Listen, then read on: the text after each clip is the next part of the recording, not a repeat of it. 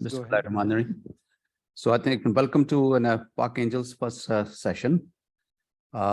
Mashallah, almost 45 participants have called me. So I just want to share that this is the journey that we going to start together, Park Angels. Our eventual objective is to get some of your startups and who get qualified and to get them invested. That's our main goal for this cohort one. But at the same time, I think it's important to share the perspective, what we are trying to achieve. When we say we, I would start with Aspire Pakistan. We was started by Hassan Syed and joined by me and many other overseas, passionate overseas Pakistanis who really want to see Pakistan prosperous and want to give back what we learned over many years outside of Pakistan. As part of their journey, Aspire Pakistan, a lot of local people have joined that journey. I think there are more than 1,400 people. But there are multiple programs in there. One of the programs that has been launched is to enable this global ecosystem for early stage startups. This is very important for early stage startups in Pakistan, so that we can make that early journey, which is really very difficult many times, and is a new journey for many people, a lot easier, a lot more smoothly, whether to get investment, whether to get any help, all of those things, and that's our objective. So as part of Aspire Pakistan, this is a very important initiative to really build that culture of Pakistan. So just in terms of putting that, the way we look at it, Park Angels is a facilitation platform, and our objective is to make that facilitation platform global, because it's being participated by many overseas Pakistanis, many even non-Pakistanis as well. You will see that, and I will talk about that as well, and that you will benefit from, who have learned for many years of entrepreneurship and investing in startups, and you will get to learn that thing. So our objective is to make this platform to elevate our startups in Pakistan, especially in early stage, as to the global standard, to the global resources they can benefit from, and equally usually benefit from our local resources in Pakistan. That's very core. But at the same time, I think we are going to compete globally, and that's where we must need to look at it, is to grow as a startup into a big success. You have to look at both how to serve Pakistan as local market, but also how to serve the rest of the world as well. And so that's what our objective is. As part of that thing, through this platform, we will connect all of you guys, the startups, to the investors. That's one of the primary goals that you have joined. Advisors, many advisors, which are foreign trained advisors who have really worked in various different disciplines, as well as in entrepreneurship and startups environment and all of that thing, but various different disciplines, as well as various different verticals, to be able to bring to our startups, relevant startup, they can connect to the right advisors. And then industry businesses, which we are finding that's something which we have recently added after when we did a couple of events in Karachi last month, where we brought local businesses and somewhere between 16 to 20 different startups together.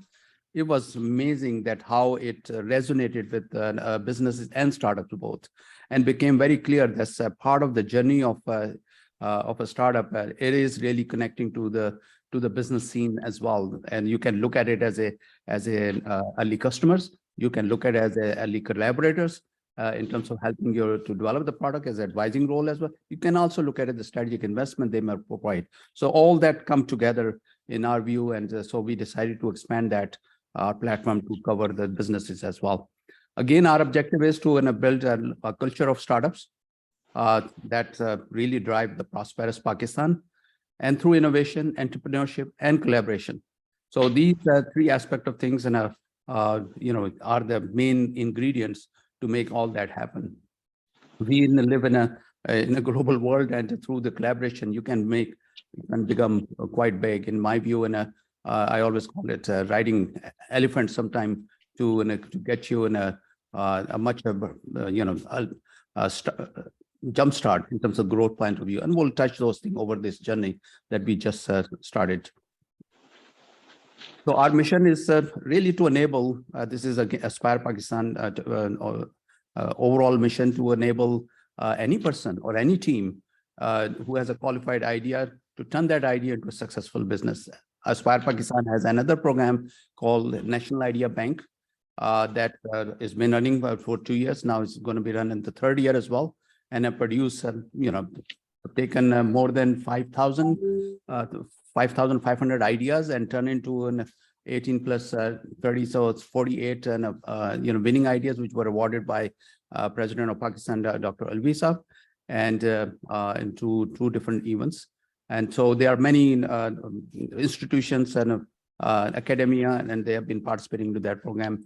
And again, Pak Angels is just another program. And there's another third program of Aspire Pakistan is the boot camping and helping the startup and everything. So you will get to see that as well and benefit from those things as well on this journey.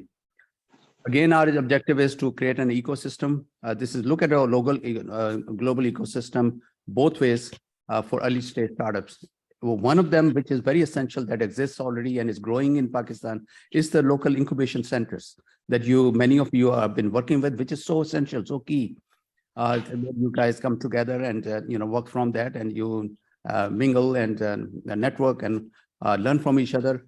But at the same time, we need to make that thing at the nationwide level as well as the global level. So that's one of our main objective in this regard of developing this ecosystem. And as part of that thing, that helps you to get investment, again, gets better guidance through the advisors and connect into your potential customer, potential and strategic partners, whether the businesses or manufacturing factories or whatever that it takes in various different verticals. So it's nothing just an IT business. It's every aspect of the verticals that matters to Pakistan, that matters to growth and for people of millions of people of Pakistan. That's what our objective is. And at the same time, many of these overseas Pakistanis who are passionate about to give Pakistan, provide them as a great vehicle to invest, not only there's the time into the advising role, but also as financially as well. So I have personally invested in 4 or 5 different early stage startups, and many of my colleagues have invested. And so we want to provide this platform where it becomes easier for them, or many thousands of overseas Pakistani, inshallah, to be able to invest into early stage startups, as well as we have started this journey, which was in March, to train our local investors who have been mostly investing in real estate, that how they can also invest on these early stage startups and can gain hugely. And we globally we have seen that thing. It provides investing in the right startups and can provide amazing gains and amazing profits, which are not possible through many other investment venues, including real estate as well. So we are engaging right now as we speak into overseas and local Pakistanis, how they can invest. And then our objective is to be able to build that into the investments and cycles, not only this year, for many years to come, and continue to grow that thing. All that is possible if we show and demonstrate success. And that's what we want to work together as a team. So we would learn together. So don't think this is absolute or we have figured out everything. We are leveraging what has happened successfully globally in Silicon Valley, as well as many other regions, and who have learned from Silicon Valley. I'm based in Silicon Valley, California. I've been here in the US for 40 years and in Silicon Valley about 32 years now.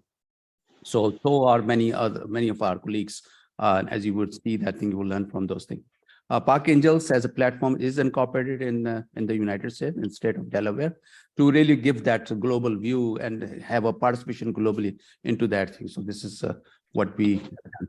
Just in terms of driving this facilitator platform, as I said, touched on startups, advisors, investors, existing business, to bring them together and provide basically a support infrastructure, which makes it easier for them to connect with each other, easier for them to work together with each other as well. So many businesses who touch with the startups, they came to me and Hassan Syed asked us that how we can streamline the process for them so that they can work with these startups and be able to whether advise them, collaborate with them, invest in them, all of them.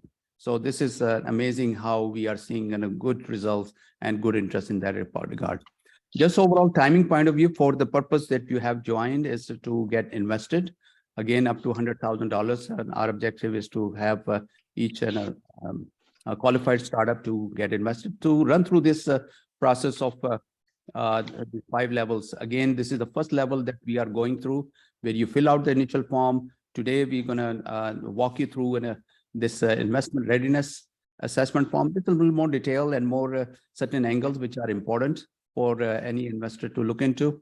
And then we will qualify that down to, so there's more than 400. I had the number 403 about a couple of days ago, but now it's more than that number. And bring that down to 80 to 100 qualified startups. And I would say that thing which is very important. So even let's say if we select 100 startups out of these 400 plus, obviously they will continue on the journey of to get invested this year. But however, the rest of the startup who do not qualify will continue to work through this platform and to benefit from various different aspects. So our objective is to have those startups who don't qualify, they should qualify next year. And many other venues that get created. They still get the advisor, they still can connect the businesses and everything. All of this thing will continue. So this is not a one-time event. This is not for any fallouts and to be considered as a fallout. This is just a temporary as part of getting to you to the level where it needs to be to get invested. So I think it's very, very important perspective that this is a journey which for all of the startups who have joined, inshallah, they will find beneficial for them also for this year and years to come. So again, we will go through and ask for executive summary, PowerPoint presentations, and we'll that bring down to 40 startups. And then we'll work with these 40 startups to how to make a pitch and put together a business plan so that we work with the selection committee to be able to bring it down to 10 to 15 startups. That will go through a very rigorous due diligence. Due diligence is the very important. There are 2 very important part of angel investing that goes, and all good angel investors, and they depend on it, and they are very disciplined, who are really good and successful, is the due diligence and in terms of risk mitigation. So risk mitigation, obviously diversifying into not investing in just one startup, but multiple startups, somewhere around 8 to 10 startups. And so that way, because few startups could do extremely well, few startups may not do. So it's better to pick a few of them and be able to succeed overall. And that's our objective in that regard as well.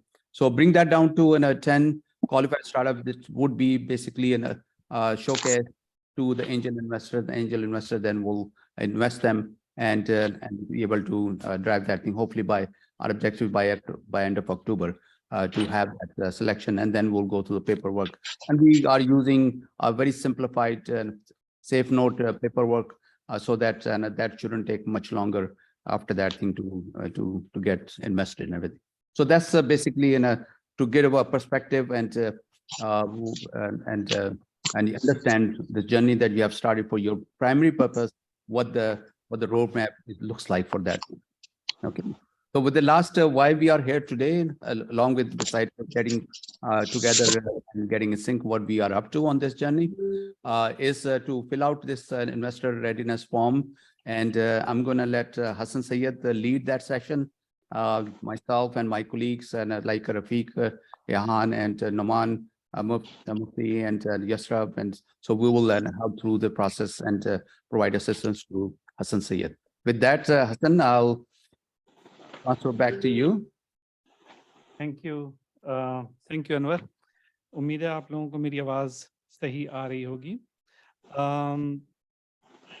अब जो बातें नहीं हैं, अब कुछ और काम होगा, तो लिहाजा मैं जो चैट की स्क्रीन है उसमें एक लिंक शेयर कर रहा हूँ, and you guys all can go to this link and basically start accessing the form.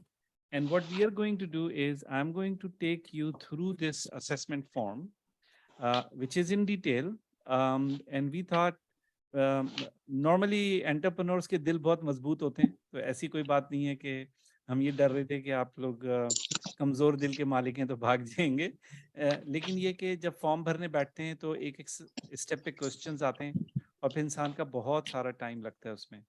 तो हमने कहा कि you know why not just have this session जिसके अंदर सारे के सारे लोग collectively we can go through this. अभी हम इसको रिकॉर्ड भी कर रहे हैं, जो अगर नहीं आ पाए तो हम उनके साथ रिकॉर्डिंग भी शेयर कर देंगे।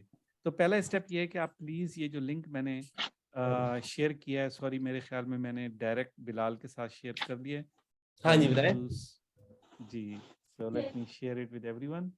तो आप लोग देख सकते हैं ये लिंक, तो प्लीज़ इसके ऊपर क्लिक कर लें और अपने अपने डेस्कटॉप के ऊपर इस लिंक पे चले जाएं। Now I am going to share my screen to show you what is in there. और मकसद हमारा है कि आप लोगों को एक एक स्टेप क्लियरली पता हो कि क्या करना है। ठीक है, तो you guys all can see my screen? Yes, we can. awesome। तो आप लोगों की स्क्रीन के ऊपर भी यही फॉर्म होगा, तो आप लोग चाहें तो अपनी स्क्रीन देखें, चाहे तो मेरी स्क्रीन देखें, it's up to you. And I will be verbose, मैं मुंह से बताऊंगा कि अब हम कौन सी फील्ड के ऊपर हैं, तो you guys can just follow that if you like. So ideally जैसे जैसे हम इसको भरते जा रहे हैं आपका कंप्लीट होता जाएगा, and by the end of this call इंशाल्लाह within the next 30 minutes we will complete most of it. अगर कुछ रह जाए तो आप बाद में भी भर सकते हैं। ठीक है, एवरीबडी इज रेडी या किसी को भी चाहिए 1 मिनट 2 मिनट? अगर चाहिए तो हैंड रेज कर दें, मुझे नजर आ जाए। ओके, किसी का हैंड रेज नहीं हुआ, so let's move on. Okay guys, तो इसमें जो पहला पेज है। सन भाई, आवाज जरा हल्की आ रही है आपकी, कैन यू? अच्छा यार, मैं तो बहुत जोर जोर से बोल रहा हूँ। नहीं, अच्छा। आवाज सही आ रही है अजहर, बाकी लोगों को आप थोड़ा सा पेशेंस रखें, थोड़ा बहुत आप देखिए अपने सिस्टम को। अच्छा अच्छा, नहीं मैं कोशिश करता हूँ और जोर से बोलूं। अच्छा, तो स्टार्टअप नेम, आपकी स्टार्टअप का जो कानूनी नाम है, जो लीगल नेम है, जिस नाम से आपने कंपनी रजिस्टर कराई है, that should come over here. हो सकता है कि आपका जो ब्रांड नेम हो वो थोड़ा सा डिफरेंट हो, लेकिन यहाँ पर आपका लीगल नेम आएगा। ठीक है, तो ये लीगल नेम मैं यहाँ पे लिख देता हूँ, अगर आप मेरी स्क्रीन देख रहे हैं।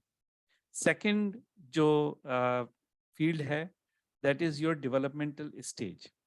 अच्छा, इस डेवलपमेंट स्टेज के अंदर बेसिकली 4 स्टेजेस हैं और हर स्टेज के अंदर 1-2 सब स्टेजेस हैं, and you need to understand कि आप लोग कहाँ खड़े हैं। प्री सीड अर्ली का मतलब है सिर्फ एन आइडिया और कुछ नहीं है अभी। प्री सीड फाइनल का मतलब ये है कि फॉर्मली आपके पास एक पूरा बिजनेस कॉन्सेप्ट है और आपको पता है कि आपने क्या बिल्ड करना है। सीड अर्ली का मतलब है कि आप MVP पे अपनी स्टार्ट कर दिया आपने काम, और अभी आप काम कर रहे हैं, अभी आपके पास फुली फंक्शनल MVP मौजूद नहीं है। सीड प्रोग्रेस का मतलब ये है कि आप काफ़ी काम कर चुके हैं, उम्मीद यही की जाती है कि कुछ कस्टमर से भी बात कर चुके हैं और आप अब जो है वो फाइनल स्टेजेस की तरफ जा रहे हैं। सीड फाइनल का मतलब है कि आपकी MVP कंप्लीट हो गई है और एटलीस्ट एक कस्टमर जो है वो कंसल्टेशन के अंदर था, तो आपको पता है कि आपने जो चीज़ बनाई है वो आपके कस्टमर के लिए सूटेबल है। ठीक है, लॉन्च अर्ली का मतलब है कि आपकी MVP बन चुकी है और आप कस्टमर्स अब एक्टिवली ढूंढ रहे हैं, सब चीज़ बन चुकी है, आपको पता है कि आपकी प्रोडक्ट कस्टमर के लिए काम कर रही है और अब आपको और कस्टमर चाहिए। लॉन्च प्रोग्रेस का मतलब ये है कि आपके पास 3 से ज़्यादा कस्टमर अगर आप B2B में हैं, और अगर आप B2C में हैं तो आपके पास 100 से ऊपर जो है वो यूज़र आ चुके हैं। तो B2B में 3 कस्टमर, और ये मैं आपको सिर्फ बता रहा हूँ, जाहिर है it's subjective, it could be little bit more little bit less. Launch final growth plan is ready with tested business model. इसका मतलब ये है कि आपने 4-5 कस्टमर एक्वायर कर लिए हैं, अगर B2B है, अगर B2C है तो आपने कई 100 कस्टमर आपके पास हैं, और अब आपको तेजी से आगे बढ़ना है और उसके लिए आप अपना प्लान बना चुके हैं कि आपका बिजनेस तेजी से कैसे आगे बढ़ेगा। उसके बाद एक्सेलरेट अर्ली का मतलब ये है कि ग्रोथ प्लान बना लिया है आपने और अब आप बस जंप मार चुके हैं कि भाई आ जाएं, हर रोज 50-100 कस्टमर आ रहे हैं तो कोई मसला नहीं है। प्रोग्रेस का मतलब ये है कि आप सीरीज ए राउंड आपका कंप्लीट हो गया है या क्या कहते हैं अपना आपकी फंडिंग हो चुकी है और अब आप तैयार हैं फुल स्पीड पे जाने के लिए। और एक्सेलरेट फाइनल का मतलब ये है कि आप बहुत सारे कस्टमर एक्वायर कर चुके हैं। जाहिर है आप में से कोई भी अभी इस जगह नहीं होगा, इसीलिए आपने अभी इन्वेस्टमेंट के लिए अप्लाई किया है। तो majority of you would fall in seed early to launch final, somewhere in between there. तो आपने अपने हिसाब से इसको पिक करना है, ठीक है। मैं यहाँ अपने लिए सीड फाइनल पिक कर रहा हूँ। उसके बाद नेक्स्ट क्वेश्चन बहुत ही सिंपल है, क्या आपका कस्टमर क्लियरली डिफाइंड है या नहीं? क्या आपको पता है कि आपका कस्टमर कौन है? ठीक है, तो अगर आप कहेंगे कि यस मुझे पता है मेरा कस्टमर कौन है, तो फिर वो आपसे पूछेगा कि किस टाइप का कस्टमर है, B2B कस्टमर है, B2C कस्टमर है, या दोनों B2B और B2C आप लेके जाना चाहते हैं। जो लोग B2G हैं, जो कहते हैं कि हम गवर्नमेंट को जा रहे हैं, वो भी टेक्निकली B2B ही होते हैं, ठीक है। तो आप इतना परेशान नहीं हो। कुछ लोग कहते हैं कि हम B2B2C हैं, तो उसमें भी इतना परेशान नहीं हो, आप both B2B and B2C select कर सकते हैं, ठीक है। तो यहाँ पे मैं अभी अपने लिए B2B एंड B2C दोनों सेलेक्ट कर रहा हूँ। उसके बाद आपका नेक्स्ट सवाल है कि have you defined your market clearly with proper references. तो जब आप कह रहे हैं कि हमारे इतने कस्टमर हैं, हमारे 10,000 कस्टमर हो सकते हैं, या पाकिस्तान में 50,000 लोग हमारी प्रोडक्ट इस्तेमाल कर सकते हैं, तो क्या आपके पास इसका कोई रेफरेंस है कि या आपने खुद ही कैलकुलेट किया है? तो आप कह सकते हैं कि यस और नो। अगर आपने खुद ही एस्टिमेट किया है किसी तरीके से टॉप डाउन आपने कोई लॉजिक लगाई है, तो आप वो नो कर दें। और अगर आपके पास कोई बाकायदा रेफरेंस है जो ये कहता है कि भाई पाकिस्तान के अंदर मर्सिडीज गाड़ियां चलाने वाले लोग 5,000 हैं और वो आपके कस्टमर हैं, तो then you can say yes. उसके बाद आपकी 3 मार्केट असेसमेंट्स हैं, जिसको बहुत ही कॉमन है, ये आप सब लोगों ने कहीं ना कहीं पढ़ा होगा, TAM SAM SOM, which is total addressable market.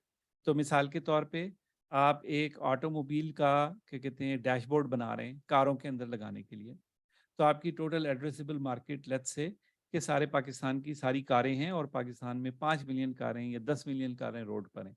So that is your total addressable market. अगर आपका एक यूनिट जो है वो 1 लाख रुपए का बनता है, तो basically the market size would be जो भी 5 मिलियन गाड़ियां या 10 मिलियन गाड़ियां multiplied by your what ever the price में बी। सर्विसेबल एड्रेसेबल मार्केट वो होती है जिसको आप लार्जर स्केल के अंदर टारगेट कर सकते हैं। तो आप कह सकते हैं कि तमाम गाड़ियों में वो गाड़ियां जो लग्जरी कैटेगरी में आती हैं, वो लोग ज़्यादा इंटरेस्टेड होंगे हमारे डैशबोर्ड में। तो then that is your second level, जिसमें आप कहें लग्जरी गाड़ियां कितनी हैं, तो पता चले जी 10 मिलियन गाड़ियों में से 5 लाख गाड़ियां लग्जरी हैं या 2 लाख गाड़ियां लग्जरी हैं। And then serviceable obtainable market उसका तीसरा क्या कहते हैं अपना लेवल है, जिसमें वो मार्केट जिसको आप अभी पहले टारगेट कर रहे हैं और वो जिसको आप ऑब्टेन कर सकते हैं इन अ रीजनेबल टाइम फ्रेम। तो आपको पता होना चाहिए कि हाँ 3 साल में हम खाली जो है ना लेक्सस के ऊपर और मर्सिडीज के ऊपर फोकस करेंगे और फिर यूरोपियन गाड़ियों के ऊपर दूसरी पे हम बाद में जाएंगे मिसाल के तौर पर, या पहले हम जापानीज गाड़ियों पे जाएंगे क्योंकि हमारा जापानीज गाड़ियों के साथ ताल्लुक है, या आप में से कोई फाउंडर ऑलरेडी टोयोटा के लिए काम कर चुका है, लेक्सस के लिए कर चुका है, and then they can so आपकी ऑब्टेनेबल मार्केट क्या है, ये तीसरा पार्ट है, ठीक है। तो आपने इधर अपने पैसे लिखने हैं टोटल कि आपकी क्या कहते हैं अपना टैम सैम और सॉम कितनी है। अगर आपको पता नहीं है, you can click here to learn more about these. तो मैं यहाँ पे लिख देता हूँ 100 million, 75 million, whatever and these are all dollars. तो हम डॉलर्स में ही अभी ये सारी चीज़ें कर रहे हैं, तो please keep that in mind. अगर आपने रुपयों में किया हुआ है तो उसको डॉलर में कन्वर्ट कर दें।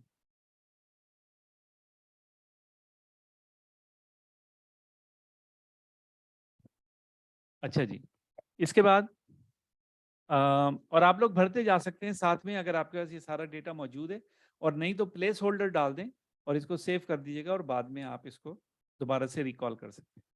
अच्छा जी, उसके बाद आपका कस्टमर एलिवेटर पिच है आपके पास या नहीं है? अगर आप कहेंगे कि यस, तो हम आपसे पूछेंगे कि आप क्या कहेंगे? अगर आप अपने कस्टमर के सामने 30 सेकंड के लिए कोई बात कह सकते हैं, what would you tell them? And you can just put it over here. अगर आपकी कस्टमर एलिवेटर पिच तैयार नहीं है तो आप इसको नो कर दें और आपको ज़रूरत नहीं है ये इन्फॉर्मेशन देने की। उसके बाद नेक्स्ट बहुत ही सिंपल क्वेश्चन है, क्या आपका कोई लैंडिंग पेज है? फेसबुक पे हो सकता है, कोई वेबसाइट हो सकती है, लिंक्डइन का आपका कंपनी का पेज हो सकता है। Do you have a place where you can send your customer, जिस पे जाके वो कस्टमर जो है वो लर्न कर सके कि आप क्या ऑफर कर रहे हैं? तो अगर आप यस करेंगे तो आपको यूआरएल देनी पड़ेगी, और अगर आप नो करेंगे तो आपको नहीं देनी पड़ेगी। उसके बाद next question also very simple, are there social media pages for the startup? अगर आप यस करेंगे तो वो आपसे लिंक्डइन, फेसबुक, ट्विटर पूछेगा, और अगर आप नो करेंगे तो वो आपसे कुछ नहीं पूछेगा।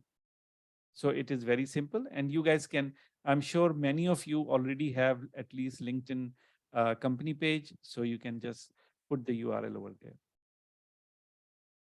अगर आपने कोई एक्सप्लेनर वीडियो बनाई हुई है ऑलरेडी, यूट्यूब पे लोड की हुई है, तो आप यहाँ, या यूट्यूब नहीं तो किसी और सर्विस के ऊपर, विमियो पे या किसी पे की हुई है, तो आप इसको यस कर दें और फिर उस एक्सप्लेनर वीडियो का यूआरएल दे दें। ठीक है, तो बहुत ही अगेन आसान है। अगर नहीं है तो आप कह दें नहीं है। अच्छा देखें, ये जितने भी सवाल हैं, एक तरफ हमको एक इंसाइट दे रहे हैं आपके बारे में, इसी तरह आपको भी एक इंसाइट मिल रही है इन सवालों को करते हुए कि आपको क्या क्या चीज़ें करनी चाहिए। मैं आप सब लोगों को कहूँगा इसकी चेकलिस्ट बना लें और देखें कि इसमें से जितनी ज़्यादा चीज़ें आप कर सकते हैं उतना आपके लिए अच्छा है। ओके, उसके बाद नेक्स्ट है कि क्या आपका स्टार्टअप जो है उसके service contracts, licensing agreement, subscription agreement, sales deed जो आपको चाहिए होते हैं कस्टमर के साथ ट्रांजैक्शन करने में, वो आपके पास बने हुए हैं या नहीं बने हुए? अगर आपने ऊपर यहाँ पे सेलेक्ट किया है कि आप सीड फाइनल पे हैं और आपका एक कस्टमर कंसल्टेशन में है, तो आइडियली आपके पास ये तैयार होने चाहिए। ठीक है ना, लेकिन बहरहाल हो सकता है ना हो। आप यस भी कर सकते हैं और नो भी कर सकते हैं। उसके बाद last, can startup receive money from customer using debit card, credit card और बैंक ट्रांसफर? ये भी इंपॉर्टेंट है because it shows your transaction readiness, कि अगर एक कस्टमर आ गया आज आपके पास तो आप उससे पैसे कैसे लेंगे, अगर आप रेडी हैं उसके लिए या नहीं है। ठीक है, तो आप कह सकते हैं यस या no, it doesn't matter, you just need to tell us where you are. ये है पहला पेज। ठीक है गाइज, अब यहाँ मैं 1 मिनट को रुकता हूँ, लोगों ने एक सवाल पूछे हुए हैं।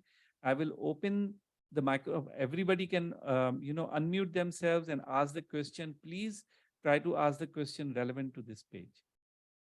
ठीक है, अली अब्बास ने सवाल पूछा है कि this video should be in English और उर्दू, तो मैं उसका जवाब दे देता हूँ कि आपकी मर्जी है, this is for your customer. अगर आपका कस्टमर ज्यादा उर्दू समझता है तो उर्दू में बनाए, अगर आपका कस्टमर ज्यादा अंग्रेजी समझता है तो अंग्रेजी में बनाए।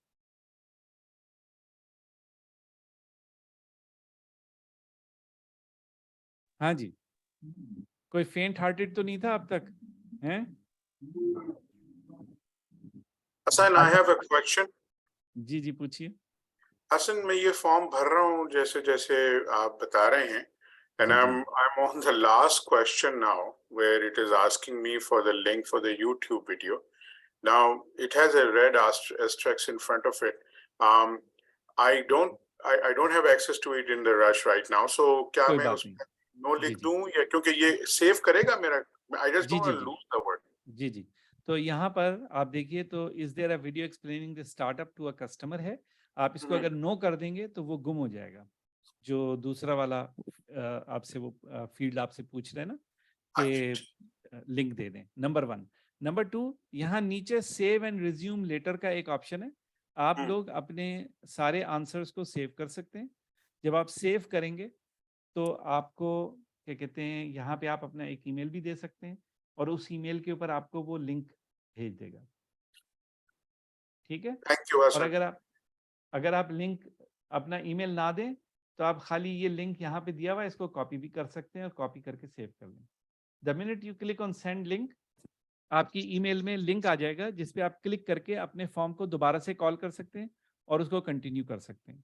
तो हर मर्तबा जब आप अपना जब सोचें कि यार अब मैं नहीं मजीद कर सकता तो सेव कर दें और सेव करने के बाद दोबारा आप उसको रिकॉल कर सकते हैं। ठीक है। पूछना था मैंने सर मेरा एक क्वेश्चन है।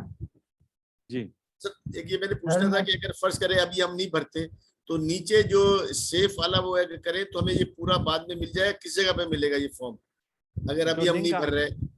जी जी, तो जो लिंक है इसने आपको सेव का लिंक दिया है, जैसे मैंने अभी यहाँ पे सेव का लिंक कॉपी किया है, तो आप देखें जैसे ही मैंने सेव का लिंक कॉपी किया और यहाँ पे मेरा सारा फॉर्म आ गया जो मैंने भरा था। तो all what you need is just click on that link and you should be able to. अब जैसे मैं सेफ एंड उसमें जो है कर रहा हूँ, मेरा सेफ नहीं हो रहा। सेव नेक्स्ट पे आपका सेव इस वजह से नहीं हो रहा कि जो फील्ड्स आपकी मैंडेटरी हैं इस पेज पे वो आपने फिल नहीं की है। सो तो ये इसकी मुझे इसका फॉर्म मिल जाएगा मुझे, मतलब कहाँ से मिलेगा ये फॉर्म? आपकी आवाज यही जो लिंक अच्छा। अजहर, यही जो लिंक आपको दिया है मैंने चैट की स्क्रीन में, यही लिंक है, आप कभी भी इस फॉर्म को कॉल कर सकते हैं। ठीक है, okay okay, fine fine fine, okay ठीक है। Sir may I go ahead and ask me question now? जी जी प्लीज गो अहेड। सर मैं ये पूछना चाह रहा था, लेट्स से हमारा एक स्टार्टअप है ना फॉर एग्जांपल, एंड हमारा जो स्टार्टअप है दैट्स अ पेरेंट कंपनी, और उस पेरेंट कंपनी के अंदर हम छोटे छोटे अलग से प्रोजेक्ट्स रन कर रहे हैं। तो मेरा क्वेश्चन बेसिकली ये था कि हमारी फॉर एग्जांपल अगर पेरेंट कंपनी है तो हमने इसमें उस डिटेल वो पेरेंट कंपनी की एंटर करनी है या उस स्पेसिफिक प्रोजेक्ट की एंटर करनी है? क्योंकि हमारा जाहिर सी बात है अभी उस प्रोजेक्ट के अंदर तो लैंडिंग पेज नहीं होगा, मार्केटिंग मटेरियल ज्यादा नहीं होगा, तो हम जस्ट अपने स्टार्टअप का पेज और लैंडिंग पेज और वो सारी चीजें अगर एंटर कर दें वुड दैट बी इनफ या नहीं? अच्छा देखें, इसका सवाल ज्यादा इस बात से है कि इन्वेस्टमेंट आप अपनी कौन सी कंपनी के अंदर रेज कर रहे हैं, नंबर 1, और आप इतने सारे प्रोजेक्ट कर क्यों रहे हैं, तो ये भी एक क्वेश्चन है। Why are you doing so many projects? तो ये आपको इस सवाल के जवाब के लिए भी तैयार होना चाहिए। और जो पहला सवाल है उसका जवाब ये है कि अगर आप अपनी मेन कंपनी के अंदर इन्वेस्टमेंट रेज कर रहे हैं तो उसकी इंफॉर्मेशन जाएगी, और अगर आप किसी पर्टिकुलर प्रोडक्ट के लिए कर रहे हैं तो उसकी जाएगी। ठीक है। अच्छा, यूनुस आप हैं, फिर उसके बाद मोहम्मद जाहिरुद्दीन है, फिर नदीम है। जी okay sir, noted, thank you. जी कैन आई गो अहेड? जी यूनुस प्लीज गो अहेड। जी जी, मेरा सवाल लिंक्ड है, जो अभी सवाल अब्दुल्ला साहब ने पूछा उससे लिंक्ड है कि मेरा भी सिचुएशन कुछ मोरलेस ऐसी है। I run a consultancy firm which is agri focused and it has been in existence for some time. Now we want to go into something which is very different, agri-tech in livestock space. और हमारा ideally we would want to continue in the same organization. उसके हम एक strategic shift करके हम ये अगर हमें इसमें investment मिल जाती है तो हम इसको इसी platform को, क्योंकि इसकी एक history भी है और consultancy के अंदर हमारी कुछ credentials build हुए हैं. So we don't want to abandon those, but we will focus primarily on the livestock agri-tech project that we are building. But we don't want to at the same time abandon. तो उस सूरत में is it okay? क्या आपका कोई, क्योंकि कुछ जगहों पे कुछ इंक्यूबेटर्स का होता है कि जी आपकी अगर 3 साल से ज्यादा पुरानी कंपनी है या 5 साल से ज्यादा पुरानी कंपनी है तो आप क्वालिफाई नहीं करते, तो आपकी कोई ऐसी कोई लिमिटेशन है? एक सवाल ये जी जी जी, मैं क्विकली जवाब दे देता हूँ। और ये इस तरह की जो आप लोगों की स्पेसिफिक सिचुएशंस हैं उसके लिए अभी हम इंशाल्लाह मज़ीद जो है वो हेल्प प्रोवाइड करेंगे, क्योंकि जाहिर है हर एक की एक बड़ी यूनिक सी सिचुएशन होती है। पहले तो मैं आपको ये समझा दूँ, आप सब लोगों को जो कंसल्टिंग का काम कर रहे हैं साइट के ऊपर और साथ में कोई प्रोडक्ट बना रहे हैं, कि कंसल्टिंग आपकी साइड गिग है, कंसल्टिंग आपको अलाइव रखे हुए आपके बिल पे कर रही है। लेकिन अगर आपकी प्रोडक्ट आपकी मेन क्या कहते हैं चीज़ नहीं है, if this is not your main game, तो don't go and raise the money for something that is not your main game. ये मेरा आपको ज़ाती मशवरा है।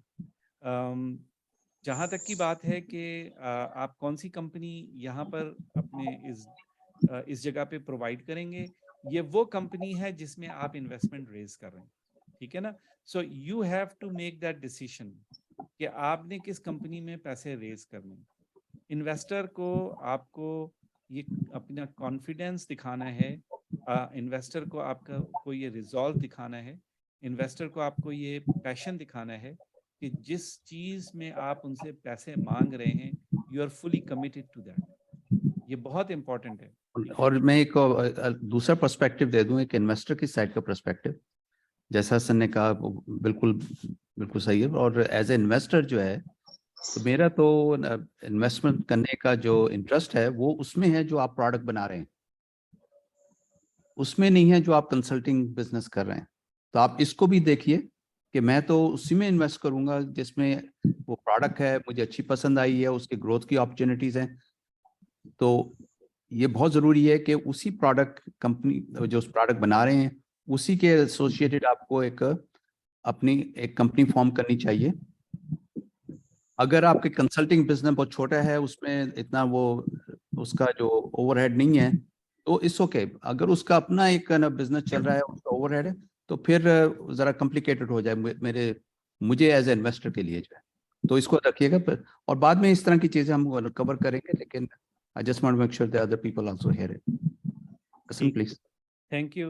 नदीम आप, उसके बाद नदीम के बाद हमारे पास मलिक बख्त हैं और फिर जीशान नफीस।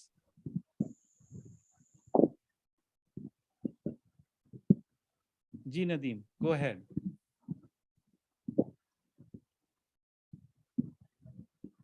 अच्छा, नदीम किसी वजह से बात नहीं कर पा रहे हैं। आप मलिक बख्त आप बताइए। अस्सलाम वालेकुम। जी नदीम भाई बोल रहे, नदीम भाई आ गए। अच्छा नदीम बोलिए। सर जी नदीम बोलिए। सर मैंने ये पूछा था, मुझे इसी फॉर्म के हवाले से पूछा था, SAM SOM और TAM के बारे में मुझे इसकी थोड़ी कंफ्यूजन है, ये आप मुझे कहेंगे? इसके ऊपर एक लिंक बना हुआ है जिसमें लिखा है to learn more about TAM SAM and SOM click here. तो आप उस पर क्लिक करेंगे तो आपको डिटेल मिल जाएगी। इसके ऊपर लिंक, ठीक है। ये देखें, मेरी स्क्रीन पे नजर आ रहा होगा आपको। जी जी, मुझे मैं पहले ढूंढ रहा था, मुझे मिला नहीं। ठीक है, ओके। नदीम के बाद मलिक बख्त। सर बहुत बहुत शुक्रिया पहले तो पाक एंजल्स का कि उन्होंने हमें अपॉर्चुनिटी प्रोवाइड किया। आई एम वेरी ग्लैड के मुझे बड़ा प्रेस्टिजियस फोरम है ये। सर सिर्फ ये क्वेश्चन था, मैंने ऑलमोस्ट क्लियर कर लिया ये सारा का सारा। अब हमारा लिंक्डइन का प्रोफाइल नहीं बनी हुई, लेकिन फेसबुक और इंस्टा की बनी हुई है। लेकिन जब हम वो लिंक्डइन के ऊपर रेड डॉट लगा हुआ है, उसके वाले से ये है कि वो हम जब वो फेसबुक की और बाकी हमारी इंस्टा वगैरह की जो है ना वो रह जाती है अगर लिंक्डइन ना हो तो। नीचे आखिरी सेकंड लास्ट है मेरा ख्याल में, सेकंड लास्ट सोशल मीडिया। हाँ जी, अब जब करें ना, अब देखें सिर्फ यूआरएल लिंक्डइन के ऊपर यूआरएल है। अच्छा देखिए, हमने तो ये समझा था, और थोड़ा सा ये समझ लें आप बैकग्राउंड के, जो बिजनेस वाली साइट है वो लिंक्डइन है, ठीक है ना। फेसबुक और ट्विटर तो आमतौर पे कंज्यूमर स्पेसिफिक हैं। तो मेरी सजेशन ये होगी कि आप लिंक्डइन के ऊपर अपनी प्रोफाइल आज ही बन जाएगी बिल्कुल। अच्छा, लेकिन आप क्या करें, अभी क्या करें कि लिंक्डइन की यूआरएल का जो स्पेस है उसमें फेसबुक डाल दें फॉर नाउ। ठीक है, फिर जब बन जाए तो दोबारा आके एडिट कर लें इसको। श्योर सर, ठीक है। अच्छा जी जीशान आप बताइए। हसन शॉर्टकट ना बताइए वैसे, लेकिन it's important to have a LinkedIn account. नहीं वो कह रहे हैं बना लेंगे, अभी सेव कर लें और फिर बाद में। पाकिस्तान है ही शॉर्टकट्स में। वो वाइट करना, हमें तो वर्ल्ड स्टैंडर्ड पे आना है। चलें जीशान आप बताइए।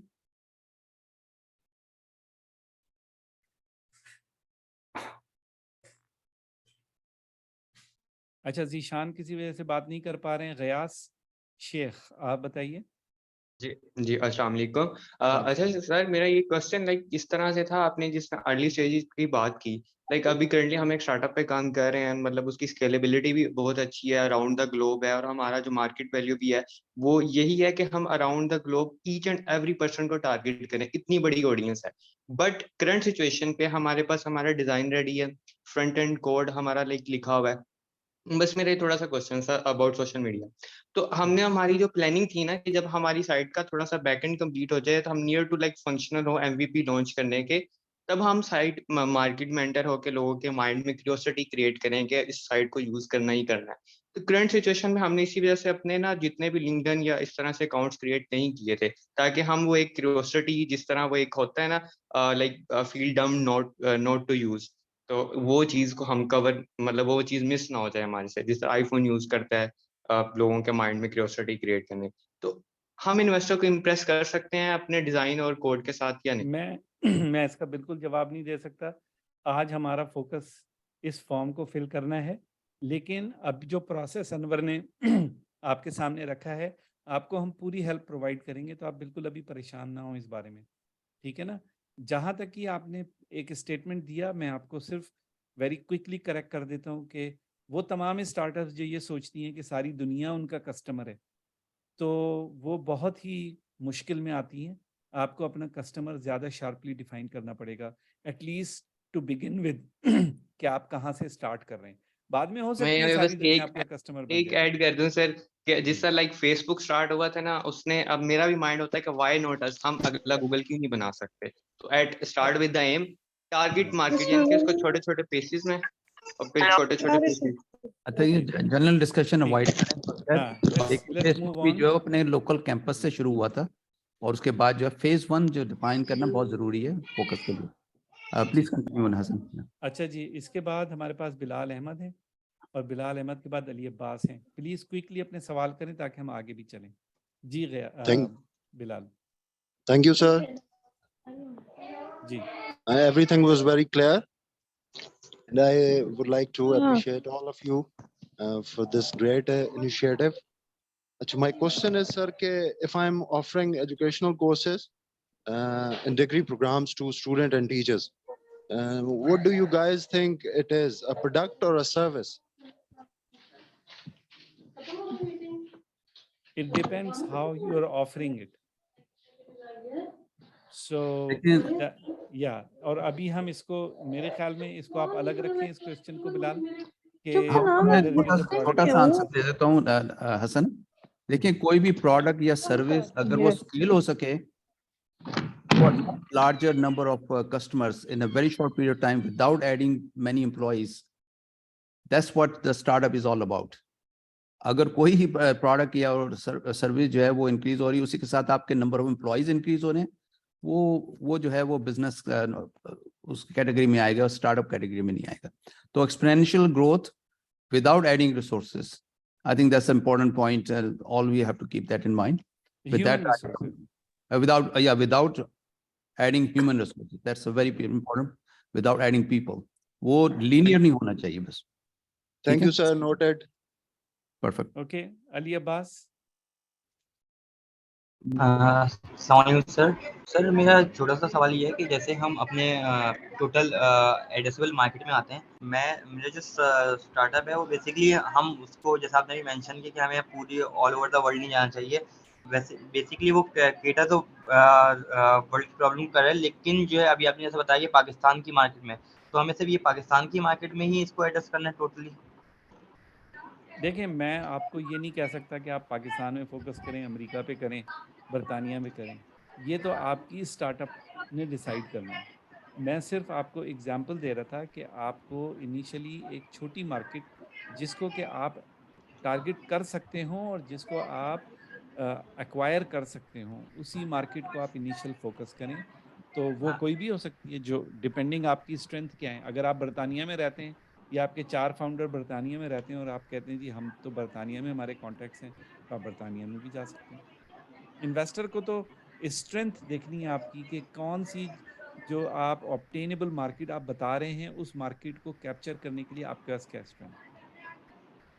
Okay, thank you sir. ठीक है। So Abdul Hassan, we Qadeer. have lot less time, so I think we should. हाँ, अब्दुल Right. कदीर और अहमद सलीम बहुत क्विकली आप बता दें, इसके बाद मैं अभी सवाल नहीं लूंगा, फिर हम आगे कंप्लीट करें चीजों को। जी अस्सलाम वालेकुम जी। ओके, पहले आप कर लें। हसन साहब, मेरी तो आपसे छोटी सी बात हुई थी। मैं सिर्फ ये सबकी क्लियरेंस लिए करना चाहता हूँ कि मेरा थोड़ा सा वो कंफ्यूजन हुई थी कि 16 तारीख को अगर 5 बजे के बाद मैंने सबमिट किया है फॉर्म, तो वो शायद एक्सेप्टेबल है या नहीं। तो सेम विद 24 ऑफ जून कि अगर कोई 5 बजे के बाद सबमिट करता है तो वो एक्सेप्टेबल होगा या नहीं होगा। 24 जून तो अभी आई नहीं, और अगर आप यहाँ पर आज मौजूद हैं, इसका मतलब है कि आपको हमने एक्सेप्ट कर लिया है। ठीक है। हाँ जी, अब्दुल कदीर आप बता दीजिए। अस्सलाम वालेकुम जी। बेसिकली थोड़ा सा मैं एक क्वेश्चन पूछना चाह रहा था एलिजिबिलिटी के ऊपर। ऐसी अंडरस्टैंडिंग हो रही थी कि बहुत अर्ली स्टेज स्टार्टअप्स के लिए ये इन्वेस्टमेंट्स हैं। आई बिलोंग्स टू डेफटॉक, जो कि we are operating in 5 different markets, और हमारा ARR is clicking around $1.3 billion USD की मैं बात कर रहा हूँ। और हम ब्रिज राउंड रेज कर रहे हैं ऑन 10 मिलियन वैल्यूएशन, जिसमें हमें $100,000 की इस पे कमिटमेंट्स सिक्योर हो चुकी हुई हैं। तो क्या हम इसके लिए एलिजिबल मतलब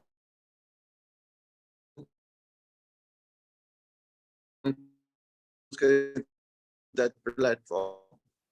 जी अब्दुल कदीर, टेक्निकली आप एंजल राउंड में नहीं है, so you are actually going for venture capital round, right? You are raising $10 million। 10 million valuation है, तो वो रेस कम कर रहे होंगे। रेस कितना कर रहे हैं आप? हम रेस $250,000 कर रहे हैं 10 मिलियन वैल्यूएशन के ऊपर। अच्छा, वैल्यूएशन तो इन्वेस्टर ही बताता है। आप तो जब तक कि आप राउंड नहीं करेंगे तो आप वैल्यू तो आप अपनी तरफ से तो जो भी सोच सकते हो, लेकिन अल्टीमेटली तो जब आप असल में हमें टू एंजल इन्वेस्टर्स की तरफ से $100,000 सिक्योर हो चुके हुए हैं इसकी वैल्यूएशन पे। हाँ, लेकिन वो जब तक कि राउंड के पूरे पैसे ना रेज हो, जब तक कि maybe the answer is because we need to move on कि भी अगर आप 250,000 रेज कर रहे हैं, उसमें 100,000 पहले रेज हो चुका है, so you could qualify for this this process because this will help you to raise up to $100,000 and you may find $50,000 somewhere else. So your answer is yes. Thank you so much. Thank you so much. Okay guys, let's move on to the next page. मैं quickly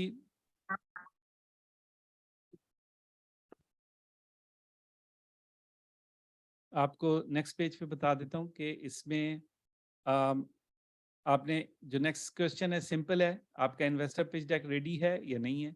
अगर yes आप बोलेंगे तो आपको वो pitch deck यहाँ पे attach करना पड़ेगा, ठीक है? तो इसमें कोई ऐसे कॉम्प्लिकेशन नहीं है।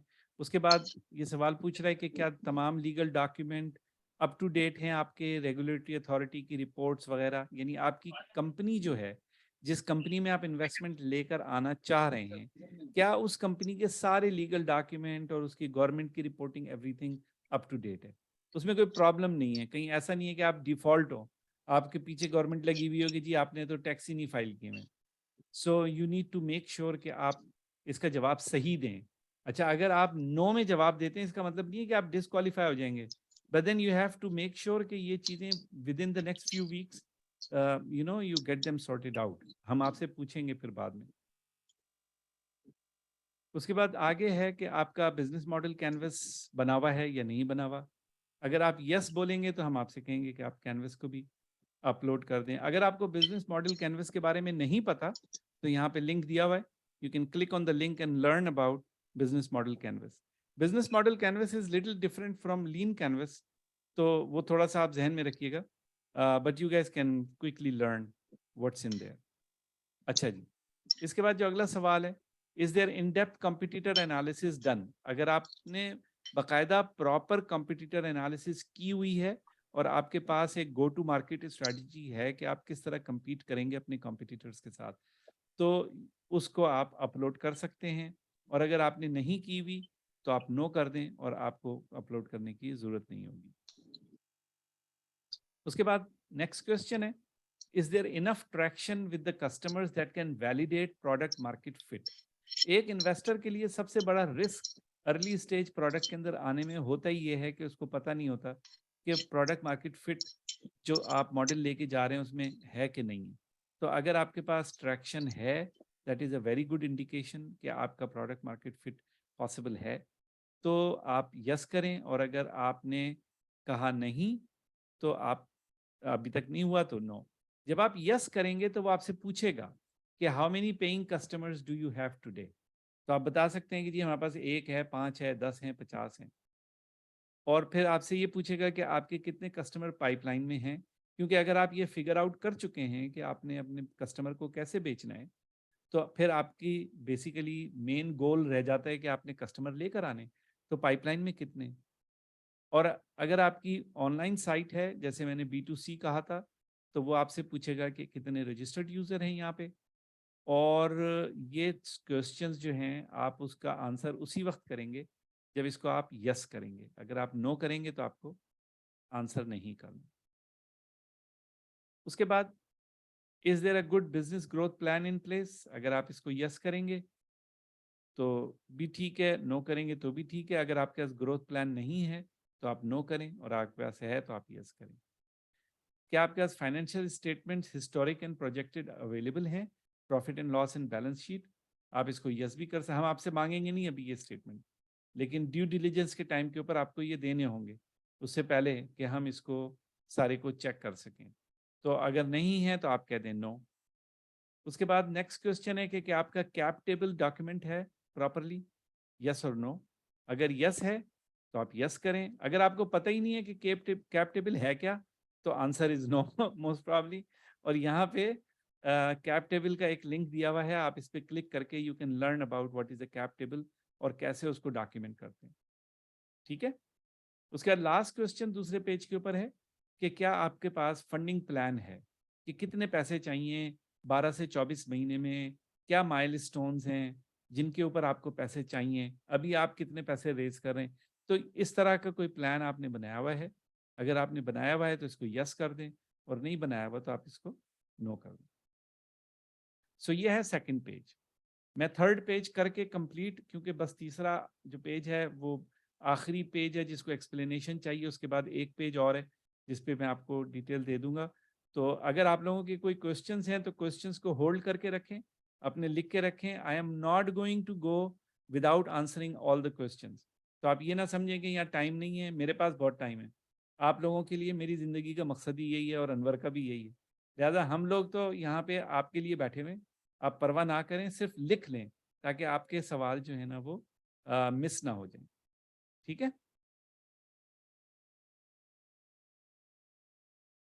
So let's go next.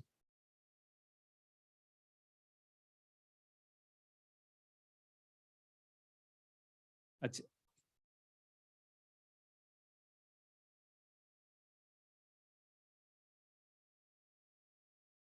ओहो, आगे। तो यहाँ पे आपने अपना नाम डालना है। जैसे मैं अपना नाम यहाँ पे डाल देता हूँ। अपना ईमेल एड्रेस डालना है। ये वो ईमेल एड्रेस डालेंगे आप। ये ईमेल एड्रेस वो है जो आपने एप्लीकेशन के अंदर यूज किया है। So please try to keep that email address the same, ताकि हम मैच कर सकें आपकी ओरिजिनल एप्लीकेशन और आपकी डिटेल। ठीक है।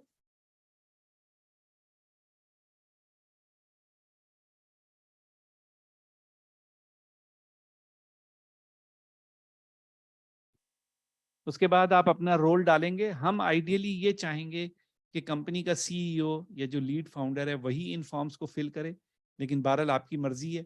तो जो भी फिल कर रहा है उसका रोल यहाँ पे आना चाहिए, उसका कॉन्टैक्ट नंबर जो भी इंटरनेशनल फॉर्मेट में है।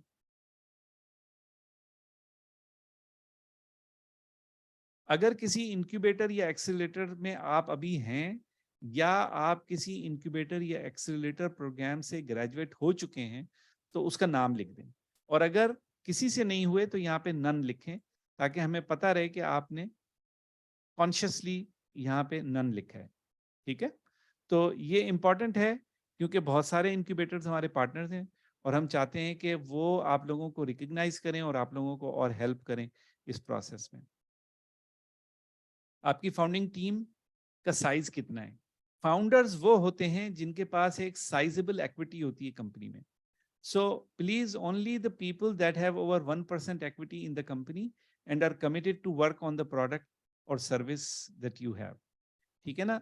तो वो लोग जैसे एम्प्लॉइज हैं और उनको आपने थोड़ी सी इक्विटी दी है, उनको ओवर टाइम के जी आपको थोड़ी सी इक्विटी भी मिलेगी, तो वो काउंट नहीं होते, वो सैलरी ले रहे हैं। और फाउंडर वो हैं जो आमतौर पे सैलरी नहीं ले रहे होते। तो आप यहाँ पे अपने टीम मेंबर्स की तादाद दे दें, जो भी हैं, 2 हैं, 3 है, 1 है। अगर आपके पास कोई एम्प्लॉइज हैं जिनको आप सैलरी दे रहे हैं प्लस स्टॉक ऑप्शन भी मे बी, तो वो आप यहाँ पर ऐड कर दें कि आपके पास कितने एम्प्लॉइज हैं। उसके बाद आपकी अपनी लिंक्डइन की प्रोफाइल। तो अपनी लिंक्डइन की प्रोफाइल आपको पता है कैसे आपको लेनी है। आप लिंक्डइन पे जाके अपनी प्रोफाइल पे क्लिक करेंगे, जो ऊपर URL है वो यहाँ पे कॉपी करके पेस्ट कर देंगे। ठीक है, तो मैं यहाँ अपनी लिंक्डइन की प्रोफाइल डाल देता हूँ। अच्छा, उसके बाद आप किस शहर में रहते हैं, जो आप जहाँ पे आपकी कंपनी है, तो please it's not your city but where the startup resides, where the head office is. ठीक है ना? तो और आगे कंट्री, किस कंट्री में आप रिजाइड हैं, आपकी स्टार्टअप रजिस्टर्ड है या नहीं, वो। ठीक है, तो ये तीसरा पेज था। इसके बाद जो पेज है वो बहुत इंपॉर्टेंट है। बेसिकली अनवर और हम इसके ऊपर बात कर रहे थे कि आमतौर पे जब इन्वेस्टर्स के ट्रेनिंग्स होती हैं, पिच की ट्रेनिंग्स होती हैं, तो ज़्यादातर फोकस ये वाली इंफॉर्मेशन पे होता है जो अभी मैंने आपके साथ शेयर की। लेकिन इन्वेस्टर के दिमाग में क्या चल रहा होता है, इन्वेस्टर क्या सवाल पूछना चाहता है और वो क्या जानना चाहता है, उसके लिए हमने आपके लिए एक चीट शीट बनाई है। और ये चीट शीट जो है आप जितना फिल कर सकते हैं आप इसको फिल कीजिए, और you can keep thinking about these questions and you can keep working on these questions over time, कि जब आप इन्वेस्टर के सामने आए और फिर निगोशिएशन हो रही हो, डिस्कशंस हो रही हो, तो इस किस्म के सवाल आपके पास आएंगे। और अगर आपने इनकी तैयारी की हुई होगी तो आपके पास अच्छे जवाब मौजूद होंगे और हम आपको हेल्प भी करेंगे इंशाल्लाह। ब्रीफली स्कैन कर लें ये क्वेश्चन ताकि सबको नजर आ रहे हो। जी जी जी जी, ठीक है। तो ये बेसिकली इसमें टोटल 34 क्वेश्चंस हैं, विच स्टार्ट्स विद के आपकी फाउंडिंग टीम का बैकग्राउंड क्या है और आप कैसे, how did you come together, एक ही कंपनी में काम करते थे, एक ही यूनिवर्सिटी में काम करते थे, बचपन के दोस्त हैं, व्हाटएवर, भाई हैं, रिश्तेदार हैं। Why do you think you are the right team to build this startup? ये आपको अपना केस बताना है कि आप क्यों राइट कैंडिडेट हैं। आप, ये जो टीम है आपकी, ये इस स्टार्टअप के लिए किस तरीके से ज़रूरी है। उसके बाद आपकी क्या यूनिक इंसाइट्स या स्पेशल स्किल सेट्स हैं जो आपको इस पर्टिकुलर स्टार्टअप के लिए एक विनिंग टीम बनाएंगी। तो ये भी हो सकता है कि आप, जैसे मैंने कहा कि आप स्पोर्ट्स गाड़ियों को बेच रहे हो और आप में से कोई स्पोर्ट्स गाड़ियों का शोरूम चलाता हो या शोरूम पे काम करता हो पिछले 10 साल से और उसको पता हो कि क्या चल रहा है। So you know what is that special thing that you have. How do you resolve disagreements between founders. Founders के बीच डिसएग्रीमेंट बहुत होते हैं, आप कैसे रिजॉल्व करते हैं, आप लोगों का क्या तरीक़ेकार है। इफ यू एंड योर को फाउंडर पार्ट्स वेज, क्या आप लोग इस बात के लिए तैयार हैं कि आप लोग अलग भी हो सकते हैं। ये एक जिंदगी की हकीकत है। लॉटरी का टिकट भी खुल सकता है किसी का, और किसी की शादी भी हो सकती है, दूसरे मुल्क भी जा सकता है, उसको अमेरिका का वीजा लग गया, जा रहा है, भाई मैं तो जा रहा हूँ, अब क्या। तो you guys should have discussed how you are going to part ways. और अगर आप लोगों के दिल में है, खतरा है कि किसी वजह से कोई छोड़ सकता है, किसी को गवर्नमेंट की जॉब मिल गई, मैं ऐसे भी फाउंडर्स को जानता हूँ, उन्होंने कहा हुआ है अपनी टीम में, भाई हमें गवर्नमेंट की जॉब मिल गई तो हम छोड़ देंगे, ठीक है ना। तो you know just like what are the reasons, की पोजीशंस जो आप क्या कहते हैं अपना for the next few you know 6 months to a year, ये यहाँ पे पूरा सवाल नहीं लिखा हुआ, तो आप क्या हायर करने वाले हैं, यानी वो कौन से को फाउंडर्स या टीम मेंबर्स हैं इंपॉर्टेंट जो अभी मिसिंग है आपकी टीम से। उसके बाद अगर आपके पास अच्छे लोग आ रहे हैं तो आप उनको रिटेन कैसे करेंगे? बेस्ट टैलेंट को लेकर कैसे आएंगे और उनको डेवलप कैसे करेंगे अपनी टीम में? आपने क्या सोचा इसके बारे में? क्योंकि कोई स्टार्टअप बगैर टैलेंट के, अच्छे लोगों के तो आगे नहीं बढ़ सकती। टफ डिसीजंस कैसे लेते हैं आप लोग? कोई आपने क्या कहते हैं अपना मॉडल्स बनाए हुए हैं? आप आपस में अगर डिफरेंस ऑफ ओपिनियन है और फिर किसी ने अल्टीमेटली कॉल लेनी है तो वो कौन है? क्या उसकी वो अंडरस्टैंडिंग आप लोगों की ऑलरेडी इस्टेब्लिश है? अपनी खुद की डेवलपमेंट का क्या प्लान है? आप लोग सब चीजें सीख के तो नहीं आए, सब चीजें अभी सीख ही रहे हैं, तो आप कैसे सीखेंगे आगे? कितना सीख चुके हैं? मैंने बहुत सारे फाउंडर्स को देखा है, वो समझते हैं कि उनको सब कुछ आता है, लेकिन the reality is that majority of the founders actually do not know the investor negotiations very well. बहुत थोड़े मैंने देखे हैं इक्का दुक्का जो वाकई में समझते हैं, नहीं तो मेजॉरिटी फाउंडर्स आर नॉट। और फिर सिर्फ इन्वेस्टर की निगोशिएशन ही नहीं है, बेशुमार चीजें हैं जो फाउंडर्स को सीखनी है। तो आपका क्या प्लान है अपने बारे में, अपनी स्किल्स को बढ़ाने के बारे में? कंपनी के लिए आपकी विजन क्या है? ये कहाँ जा रही है? तो यकीनन आपकी सॉम जो है वो बहुत छोटी है ऑब्टेनेबल मार्केट, लेकिन आपकी टोटल एड्रेसेबल मार्केट वहां कहाँ पे पहुंचना चाहते हैं? अगर टोटल एड्रेसेबल मार्केट पूरी दुनिया में 10 मिलियन लोग हैं तो आप इस कंपनी को कहाँ लेके जाना चाहते हैं? आपकी नजर में सक्सेस क्या है? कंपनी का बेच देना, कंपनी को आईपीओ लेके जाना, कंपनी के 10,000 यूजर हो जाना, 5,000 कस्टमर आ जाएं, $50 मिलियन का रेवेन्यू आ जाए, क्या सक्सेस है जो आप समझते हैं आपके लिए इंपॉर्टेंट है? और आपकी ड्राइविंग फोर्स क्या है? आप क्यों उस सक्सेस के पीछे जाना चाहते हैं? व्हाट इज, क्योंकि ये entrepreneurship is a very difficult, one of the most toughest things for a startup founder, is very lonely profession. लोग कहते हैं जो फाउंडर्स हैं वो they are the loneliest people, right? तो अगर internal very exciting as well, नहीं but नहीं there I are no moments नहीं, मैंने कहा सच बता दूं ना सारी बातें, लेकिन आपके अंदर ड्राइव होती है। और बड़ी इंटरेस्टिंग बात आपको बताऊं कि ड्राइव का जो स्पेक्ट्रम है उसकी दो एक्सट्रीम साइड्स हैं, and an entrepreneur should be on one of the two extreme sides.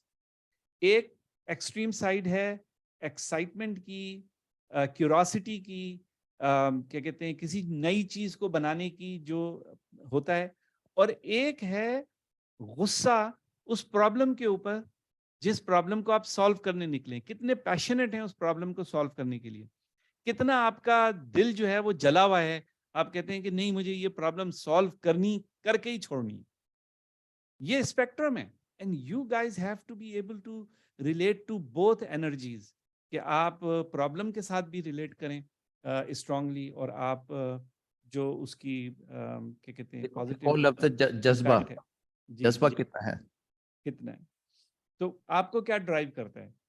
Why is now a good time for your startup to enter the market? और बहुत सारी दफा ये हम भूल जाते हैं कि क्या वजह है कि अभी ये काम हो सकता है, पहले नहीं हुआ, क्यों नहीं हुआ? Why it's now? ठीक है।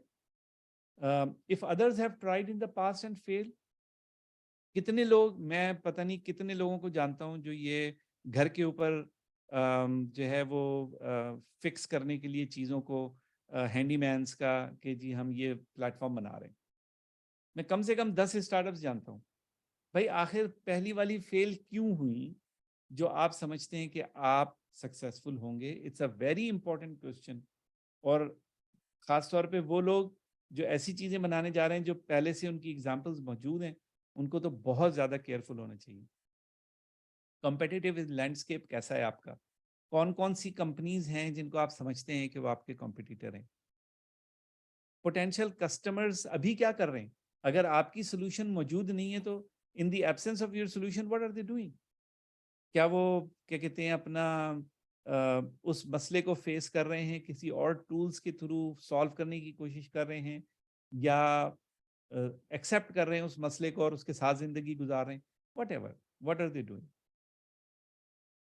What is your core product and value proposition? जैसे अनवर कह रहे थे, आपने किसी ने पूछा भी सर्विस और प्रोडक्ट, यहाँ पर जो हम प्रोडक्ट की बात कर रहे हैं ये वो चीज़ है जिसको आप बढ़ा सकते हैं without increasing your human resources. So that should be your core product. अगर आपके पास ऐसी कोर प्रोडक्ट नहीं है तो majority of the technology investors may not be interested in that kind of startup. ठीक है. और उस प्रोडक्ट की वैल्यू प्रोपोजिशन क्या है, आपके कस्टमर को क्या फायदा होगा जो आप उसको प्रोवाइड करेंगे.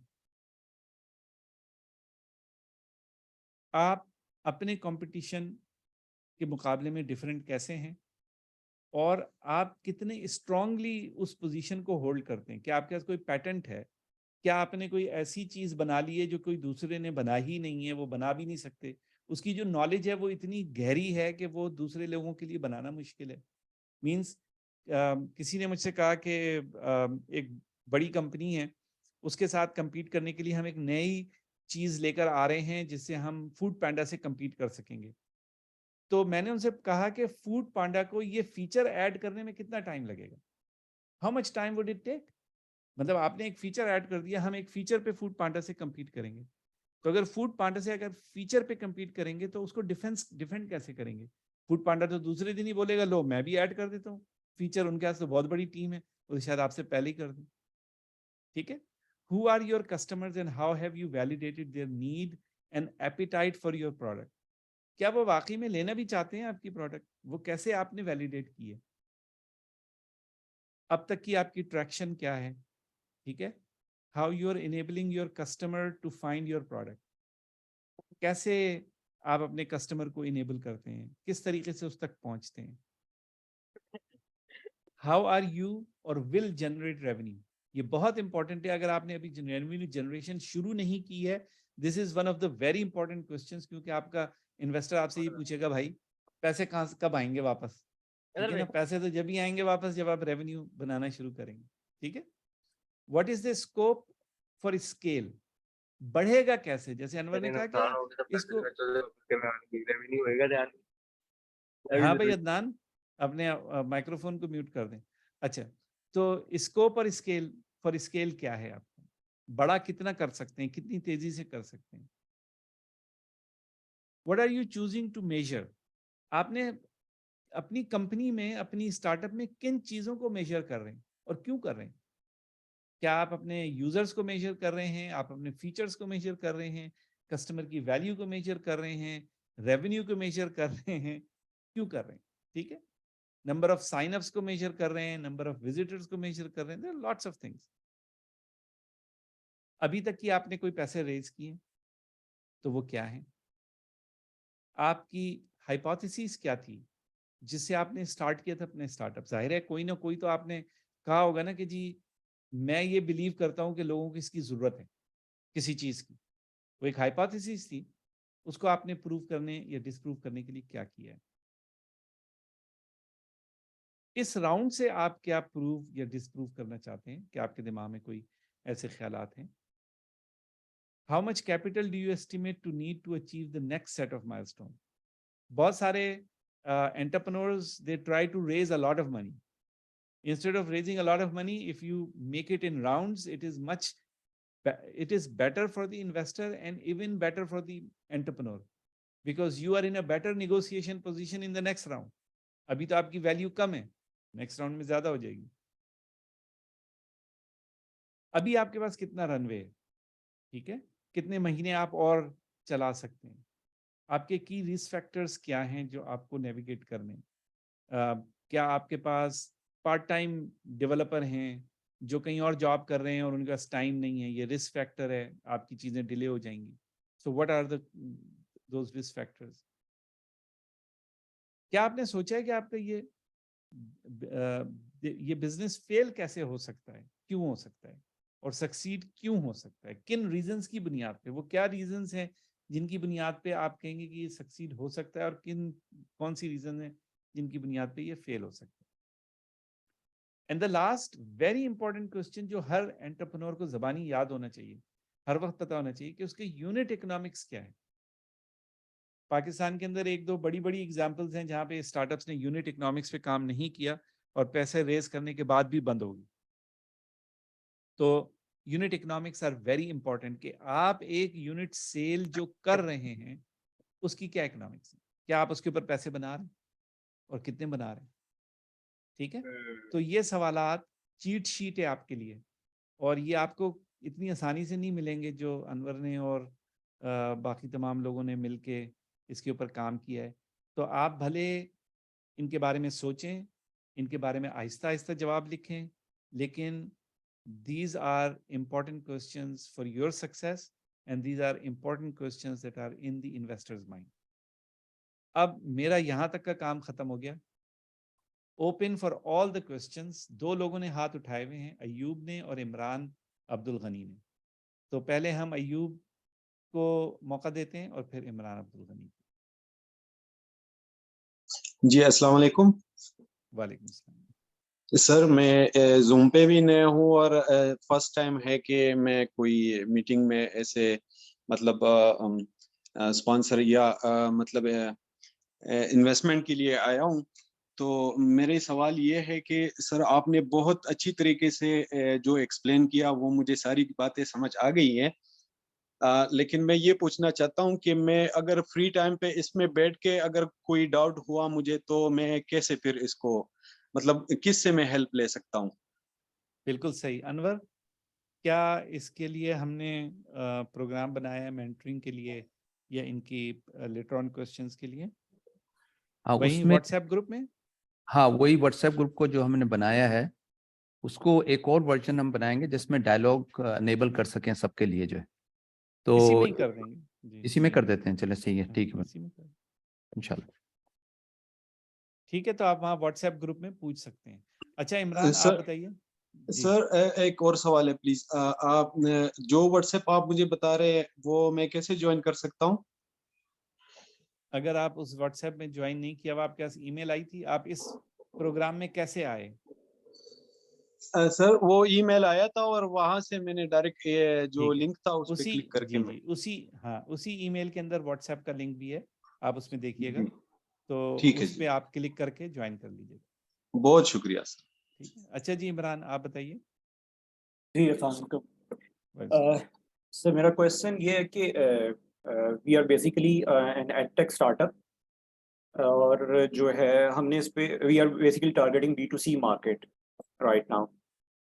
लेकिन डेफिनेटली यू अंडरस्टैंड कि with the passage of time हमें जो है ना बहुत सारी नई चीज़ें भी वी अंडरस्टैंड। तो from B2C we are now we are from as B2B as well as B2C, we are targeting both now.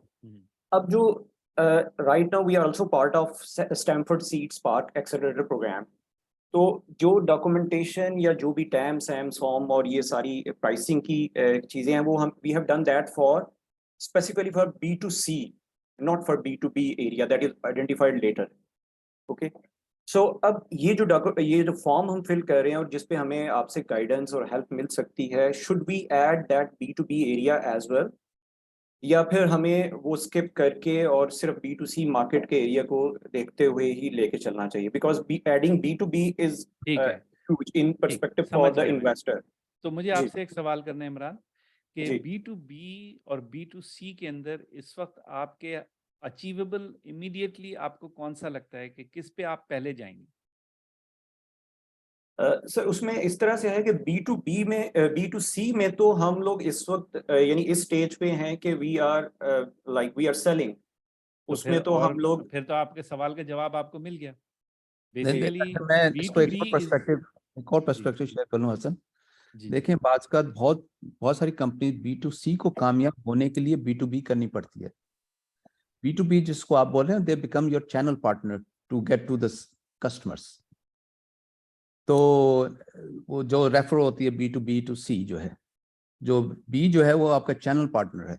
वो फॉर एग्जांपल अगर किसी आप कंपनी के साथ, बड़ी कंपनी एग्जिस्टिंग कंपनी के साथ कोलैबोरेट करते हैं जो कि आपका B2B रिलेशनशिप है, वो कंपनी जो है वो पहले ही से जो है वो 2 मिलियन कस्टमर को सर्व कर रही है, तो वो आपके लिए वो चैनल बन जाता है। तो anyway, I think an answer, short answer would be that you should update whatever you can do within this 1 week time frame, that model, because that's for any investor. For me, I would love to see any B2C company to work with B2B2C, because that's the best way to ride the big elephants and to grow a lot faster. Otherwise, you require huge amount of money to try to make it work through B2C because a lot of marketing dollars are required. तो बिल्कुल आप कहाँ से ये कि आप incorporate करें, वो आपकी पिच जो है वो ज्यादा फंडेबल हो जाएगी आपकी पिच. ठीक है, ठीक, thank you sir, thank you. Okay जी, अब्दुल्ला, उसके बाद जुहेब, उसके बाद Ahmed Abdullah. Abdullah Hidayat first. All right, sir. So thank you very much for the opportunity to ask question. Sir मैं ये कहना चाह रहा था कि फॉर एग्जांपल एक कस्टमर है ना, उन्होंने मेरे साथ कोई रिटर्न कॉन्ट्रैक्ट नहीं किया हुआ but is seriously considering our product. So उस शीट में हमारा आंसर फिर यस की तरफ होगा या नो की तरफ होगा? My question is specifically for the Unilever Pakistan, क्योंकि उन्होंने एक हैकाथन कंडक्ट करवाया था एक प्रोडक्ट के लिए ना. वो प्रोडक्ट बाद में उन्होंने डेवलप भी करवाया कुछ ऑर्गेनाइजेशन से. उन्होंने कहा कि हैकाथन को जीतेंगे हम उनके साथ फर्दर कोलैबोरेट करेंगे और उन्हीं से ये प्रोडक्ट्स खरीदेंगे. And they are seriously considering our product today but they are waiting for the safety certifications of that product. So shall we consider that as a yes और एज अ नो? मेरे हिसाब से तो यहाँ पे आपके दो डिफरेंट सवाल हैं. क्या आप उनको कस्टमर क्लेम कर सकते हैं? तो उसका आंसर तो नो में, क्योंकि जब तक कि वो कस्टमर होंगे नहीं, but they are a customer in the pipeline. ठीक है ना? So they are part of your prospects and they are part of your traction to be able to show कि हमारे पास ट्रैक्शन है. तो मैं तो नहीं समझता जब तक बिल्कुल सही बात है साइन हो कि वो आप आंसर यस करेंगे as part of the traction कि आपको रिस्पांस अच्छा मिल रहा है, लेकिन they are not converted into customer paying customers yet. अगर आपके पास पेइंग कस्टमर्स भी हैं और ट्रैक्शन भी मिल रहा है तो दोनों को फिर दोनों कैटेगरी में दोनों में आप यस करेंगे. अगर पेइंग कस्टमर नहीं है अभी तो then you will say no. But how you can if the field allows that you can elaborate that you're expecting your paying customer by this time frame or something. All right, sir. Thank you ठीक very है? much. और for the okay. Last sheet में एक और last question जो आपने तो sir उसकी मुझे थोड़ी सी समझ नहीं है. If you can explain that a bit more. जिसमें क्या आपने चीज? जिसमें पूछा था कि फेल टू सक्सीड या से सक्सीड टू फेल, इस तरह का कुछ था लास्ट शीट में. लास्ट क्वेश्चन था वो यूनिट इकोनॉमिक्स के बारे में था. नहीं सर, यूनिट इकोनॉमिक्स के बाद यूनिट इकोनॉमिक्स के साथ लास्ट शीट नंबर सही है. 4 पे. ओके, शीट नंबर 4 पे. जी sir.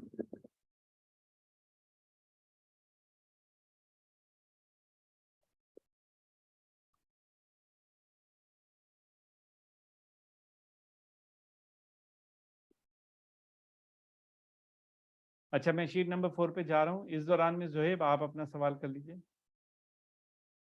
Sure, sir. Can you hear me? Ji, I Great. can hear you. Sir, I have two questions, but not related to the form, but the levels that you told us. कि जो ये जो park angels के competition है उसमें जो आपने level 1 to 5 दिखाए थे. सो मेरा क्वेश्चन बेसिकली ये था कि एक तो जो लेट्स से स्टार्टअप्स लेवल 5 तक क्वालिफाई कर जाते हैं, जो 10 स्टार्टअप्स को जिनको एंजल इन्वेस्टिंग मिलेगी, वो कंफर्म उनको मिलेगी या उसके बाद फर्दर जो भी एंजल इन्वेस्टर्स हैं वो अपनी खुद से फिर असेसमेंट या जो ड्यू डिलिजेंस करेंगे एंड देन उनका डिसीजन होगा कि उन 10 में से भी depending on the angel investors decision. And secondly उसमें अप टू 100 मिलियन है. सो सबको जो है वो 100 मिलियन मिलने हैं या जितनी उनकी नीड होगी उसके हिसाब से. Thank you. अच्छा, जो आपका जो सवाल का जवाब यही है कि जो फाइनल 10 कंपनीज होगी जिसको वो प्रेजेंट करेंगी, 10 to 15 समझ लें कि उनको जो प्रेजेंट करेंगे एंजल इन्वेस्टर्स को, at the end of the angel investors they will make the final decision. लेकिन हमारा ऑब्जेक्टिव यही है कि अप टू $100,000 पर स्टार्टअप जो है वो हम उसको लीड करें वहाँ पे इन्वेस्ट कराने के लिए. अब तक जो रिस्पॉन्स आ रहा है और जो बिल्ड हो रहा है, we are very confident that inshallah those 10 startups we should be able to get that 100,000. Maybe some may get oversubscribed based on, it depends on what kind of opportunity might that be. तो बाज़ का investor जो है ज़्यादा investor stack up हो जाते हैं, तो वो इंशाल्लाह बिल्कुल मुमकिन है, दोनों चीज़ें मुमकिन है. Great, sir. Thank you so much. Okay. उसके बाद नेक्स्ट हमारे अहमद सलीम है और अदनान अब्दुल्ला हैं और उसके बाद काजी नुमान। अहमद सलीम जी। पहला तो मेरा एक क्वेश्चन ये है कि लीगल स्टेटस के बारे में मैं कोई 12-13 साल से काम करूं और ऐसा सोल प्रोप्राइटरशिप है। जी जी। तो सोल प्रोप्राइटर कंपनी के तौर पे मैं काम कर रहा हूँ, तो आई थिंक वो भी एज अ क्या लीगल में एक्सेप्टेबल होगी? अच्छा, सोल प्रोप्राइटर के अंदर आप इन्वेस्टर ला नहीं सकते, तो जी हाँ, आपको जी हाँ। हर सूरत में उसको जो है वो SCCP प्राइवेट लिमिटेड में कन्वर्ट करना पड़ेगा। लेकिन उसमें यही है ना कि इन द ड्यू प्रोसेस में फिर करवा दूंगा, प्रॉब्ली इन 6 डेज में तो शायद मैं नहीं करवा सकता। जाहिर सी बात है, देखें ठीक है, इट्स ऑल ठीक अबाउट, है। देखें एक दो चीजें आप लोग अपने दिमाग में रख लें। दिस इज नॉट अबाउट कि हम आपसे क्या कह रहे हैं, दिस सही इज है। About your readiness and intent to go in front of an investor and pitch for it. And if you are not serious about it and if you feel कि नहीं नहीं, अगर इन्वेस्टर ने पैसे लगा दिए तो फिर तो हम ये काम कर लेंगे, नहीं तो हम बाद में कर लेंगे, अभी हम नहीं कर रहे, तो उससे आपकी वीकनेस शो होती है इन्वेस्टर के सामने। ठीक है ना? ठीक है। तो मैं सब लोगों को कहता हूं कि देखें, प्रिपेयर्डनेस आपकी पूरी आपके इंटेंट के साथ है, इन्वेस्टर के साथ नहीं है। इन्वेस्टर का इंटेंट तो ये है कि वो ये सारी चीजें देखेगा और बोलेगा अच्छा ये तो बड़े प्रॉमिसिंग स्टार्टअप है, इसके अंदर तो मुझे पैसे लगाने चाहिए। बिल्कुल ठीक। ठीक है? दूसरा तो क्वेश्चन ये मेरा, ठीक है, दूसरा क्वेश्चन मेरा ये है कि कुछ जो पहले 3 पेजेस थे उसमें कुछ सवाल ऐसे हैं जिसका यस और नो के दरमियान में जवाब होगा, कि जहाँ पे कोई जो एप्लीकेंट है वो साथ थोड़ा सा एक्सप्लेन भी करना चाहिए कि वो यस भी पूरा नहीं है और नो भी पूरा नहीं है, तो उसमें क्या करना चाहिए? आप एक एग्जाम्पल दें तो मैं बता सकता हूँ, ये जेनेरिक क्वेश्चन मैं नहीं आंसर कर सकता। ओके, वो अभी चूंकि वो निकल गया, मैं तो फिर उसे देख के। मैं उसमें इस तरह कह देता हूँ अहमद साहब जी जी। कि जो आपने वहां पे तो यस और नो आप जवाब दें जो भी ट्रुथफुल है, ठीक है। लेकिन जो असेसमेंट के जो लास्ट 33-34 क्वेश्चंस हैं, ये जी हाँ। आपको अपॉर्चुनिटी देते हैं कि आप उसको जरा एक्सप्लेन कर दें उस बारे में, जो बिल्कुल, सब चीजें बिल्कुल कवर्ड सही हैं है। इसमें 33-34 बिल्कुल। क्वेश्चंस में। ओके, मैं अपनी थोड़ी सी बैकग्राउंड दूं कि मैंने एक अच्छा नहीं आइडिया नहीं पे काम, अभी नहीं, लेट नहीं नहीं एक उसी से अहमद इसी से अभी आगे नहीं। नहीं नहीं, इसी से रिलेटेड क्वेश्चन है बेसिकली, जी कि बेसिकली मैंने एक आइडिया पे काम स्टार्ट किया, 15-16 साल हो गए हैं। अच्छा, जिस वक्त मैं अब आपको ये सारा चीजें देख रहा हूँ तो मैं इसमें ये अंदाजा करूँ कि कई ऐसी चीजें हैं जो मैं मिस कर रहा हूँ, और यानी कि मैंने उस पर काम नहीं किया, और उसमें मैं ये शायद चाहूंगा कि कहीं पे मैं कोई किसी के साथ डिस्कशन कर सकूं, तो कोई ऐसी अपॉर्चुनिटी यहाँ पे अवेलेबल होगी कि किसी के साथ हम 1 to 1 बैठ के कुछ चीजें डिस्कस कर सकें, या अगर हाँ कोई देखें, आदमी को थोड़ी। जी, वक्त के ये साथ जो है आपको, ये तो जर्नी शुरू हुई है ना, वक्त के जी साथ हाँ, आपको बिल्कुल। टाइप की अपॉर्चुनिटीज मिलेंगी। एक अपॉर्चुनिटी होगी जो कि हम और एडिशनल सेशंस करेंगे, जिस तरह अभी हम प्लान कर रहे हैं कि एक थर्स्ट आपके फ्राइडे मॉर्निंग को 9 बजे Pakistan 9 AM Pakistan time, next week सही है, फ्राइडे एक हम सही है। सेशन करेंगे जिसमें हम जो बड़े सीजन इन्वेस्टर हैं सिंगापुर से, अलेक्जेंडर साहब हैं, वो आपको पिच देंगे कि भी कैसे आप अपनी जो है पिच बना सकते हैं और इन्वेस्टेबल पिच बना सकते हैं, और कैसे आपको पोजीशन करना चाहिए। तो उससे भी आप बहुत सही है। सारी लर्न करेंगे। ठीक है, उसके बाद जो है आपके पास अपॉर्चुनिटीज होंगी कि भी ये ना वन ऑन वन जो है वो हम कैसे आप गाइडेंस प्रोवाइड करें। One of the thing which through this journey we will give you opportunity to connect with advisors as well, advisors that you believe that has experience that's more in line with what you're trying to do, तो उस पे भी होगा। तो इंशाल्लाह ये तो अभी शुरुआत हुई है, तो अभी नेक्स्ट 4-5 मंथ्स का ये जर्नी है, तो बिल्कुल मिलेंगी अपॉर्चुनिटीज आपको। बिल्कुल सही है। और इन बिटवीन मेरी अब कुछ मीटिंग। देखें, we have to give opportunity to other people because we are running out of time, तो बाद में सवाल पूछ लीजिएगा, अब ये ओपन कर देंगे ठीक है, व्हाट्सएप। ठीक है। हाँ हाँ, वो कर देंगे वैसे। ओके अदनान आप, और उसके बाद काजी नुमान। अस्सलाम वालेकुम सर। जी वालेकुम सलाम। सर ये मैंने सवाल पूछना था कि ज्यादातर प्रेफर किए जाने वाले टेक स्टार्टअप्स हैं या नॉन टेक? प्रोडक्ट बेस्ड अगर कोई स्टार्टअप है तो वो पैसे रेज करवा सकते हैं? प्रोडक्ट बेस तो तकरीबन सारी ही टेक रिलेटेड होंगे। हमारा फोकस टेक्नोलॉजी है, तो और टेक्नोलॉजी का फोकस सिंपली इस पर्सपेक्टिव से है कि स्केलेबिलिटी हो वेंचर के अंदर। ठीक है ना। और स्केलेबिलिटी का आपको सिंपल जो एक्सप्लेनेशन है वो अनवर ने दी कि स्केलेबिलिटी का मतलब ये है कि without increasing the human resources proportionate to the increase in the sales. तो नए कस्टमर आ रहे हैं लेकिन ह्यूमन रिसोर्सेज उतनी स्पीड से बढ़ाने की जरूरत नहीं है, बल्कि ना या बिल्कुल भी नहीं है या बहुत थोड़ी है। अच्छा, ये जरूरी है कि जब हम कहते हैं प्रोडक्ट जो है या सर्विस टेक्निकल होनी चाहिए, मकसद ये है कि प्रोडक्ट और सर्विस वो नॉन टेक्निकल पर्पस के लिए हो, लेकिन उसमें टेक्नोलॉजी अप्लाई हो रही हो जिससे वो एफिशिएंट बनाया जाए, स्केलेबल बनाया जाए।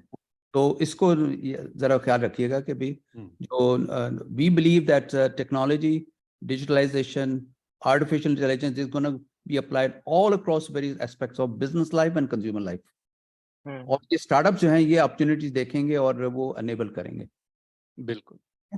अच्छा जी, इसके बाद काजी नुमान हैं, फिर अली अब्बास हैं, फिर उसके बाद वानिया हैं, फिर कलसूम हैं और कुंवर खालिद हैं। जी अस्सलाम वालेकुम हसन साहब।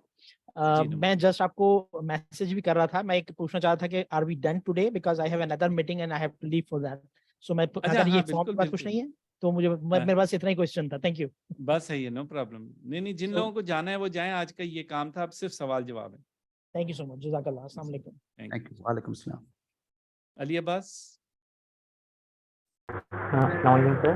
सर मेरा एक बेसिक सा सवाल था कि जब मैंने स्टार्ट किया था अपने आइडिया पे और मेरे साथ एक मेरा दोस्त था साथ में, हम दोनों साथ काम करते हैं, लेकिन अब उससे हम लोग पार्टेड अवे, हमारा उसको कहीं अच्छा अपॉर्चुनिटी मिल गई, उसको जॉब मिल गई है तो वहाँ मूव ऑन कर चुका है। अब बेसिकली पूरे ओवरऑल इस चीज़ को मैं ही देख रहा होता हूँ, तो अभी रजिस्टर्ड भी नहीं है और तो मुझे जो भी चीज़ें वो अपने हिसाब से मतलब अपने उस पूरे उसमें खुद ही हूँ, तो उससे कोई मुझे वो चीज़ें ऐड करनी चाहिए कि हम मेरे साथ कोई पार्टनर था, कोई फाउंडर था, लेकिन अब हम अलग हो गए। अगर तो आप लीगली वो आपके साथ अभी भी कंपनी के अंदर हैं तो number 1 you have to include them. ठीक है, अगर उनके साथ कोई शेयर होल्डर एग्रीमेंट है, अगर उनको कोई शेयर इशू किए आपने, उनके साथ कोई वेस्टिंग एग्रीमेंट है, और उसूली तौर पर अगर वो छोड़ के जा रहे हैं तो आपका उनका एक डिपार्टिंग एग्रीमेंट होना चाहिए कि basically he has left at his own accord and he has left all the equity to you, ताकि कल को आपको वो आके क्लेम ना करें कि जी मैं तो आपके हिस्सेदार हूँ। ठीक है, तो ये आप इसको एक अलग क्वेश्चन ले लें बाद में, जो हम मेंटरिंग वगैरह का और एडवाइजर्स का जो अनवर बता रहे थे। So when we get to that point इंशाल्लाह we will try to help you out as much as we can. Sure sir, thank you sir, thank you. ठीक है, अच्छा जी, Wania and then Kulsoom.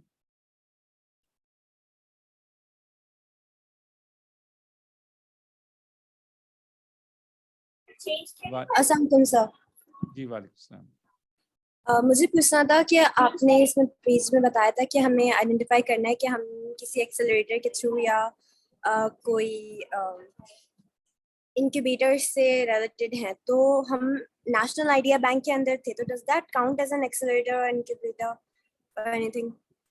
Yes, you can use National Idea Bank absolutely as one of the, it's a pre-incubator, but yeah, you can put National Idea Bank over there. Okay, thank you so much, sir. That's all. Kulsum, आपका क्या सवाल है? अस्सलाम वालेकुम sir. मेरा question ये है कि since I took some time कि आइडिया से मुझे MVP स्टेज में आने पे काफ़ी टाइम लग गया था because of my studies. So now I am a part of an incubation centre at my university, but the thing is कि ऑफिशियली अभी कंपनी को हमने रजिस्टर नहीं कराया, we just like incubated there. तो most of the questions in sheet 3 I guess वो तो like SSCP registered companies को ही शायद उनके लिए ही फिजिबल होंगे। सो जो अभी तक रजिस्टर्ड नहीं है उनके लिए क्या क्राइटेरिया है? जो रजिस्टर नहीं हुए उनको रजिस्टर करवाना चाहिए। जैसा मैंने पहले कहा कि this is about your readiness. Before you go in front of the investors you should be ready to receive the investment. अगर आप रिसीव करने के लिए रेडी नहीं है तो वो इन्वेस्टर किस बुनियाद के ऊपर आपको कहेगा कि हाँ मैं इन्वेस्ट करता हूँ? ठीक है ना।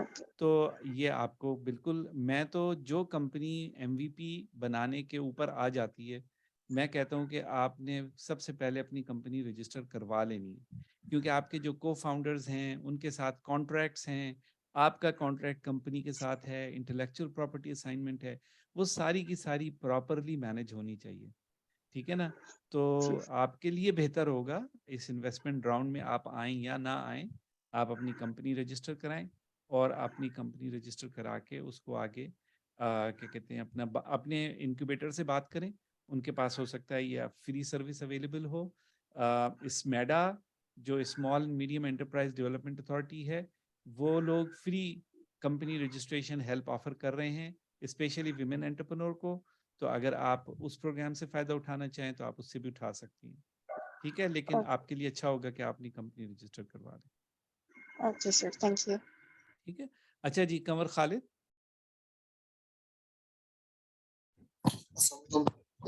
मेरा क्वेश्चन ये था कि जो मेरा स्टार्टअप है, it is functional right now और it is registered and everything is fine, but जो बिजनेस आइडिया है वो at the moment, because we are trying to reduce time to market और we want to go in early, एक service चीज को imitate करके we are making money, but where we want to be is something unique.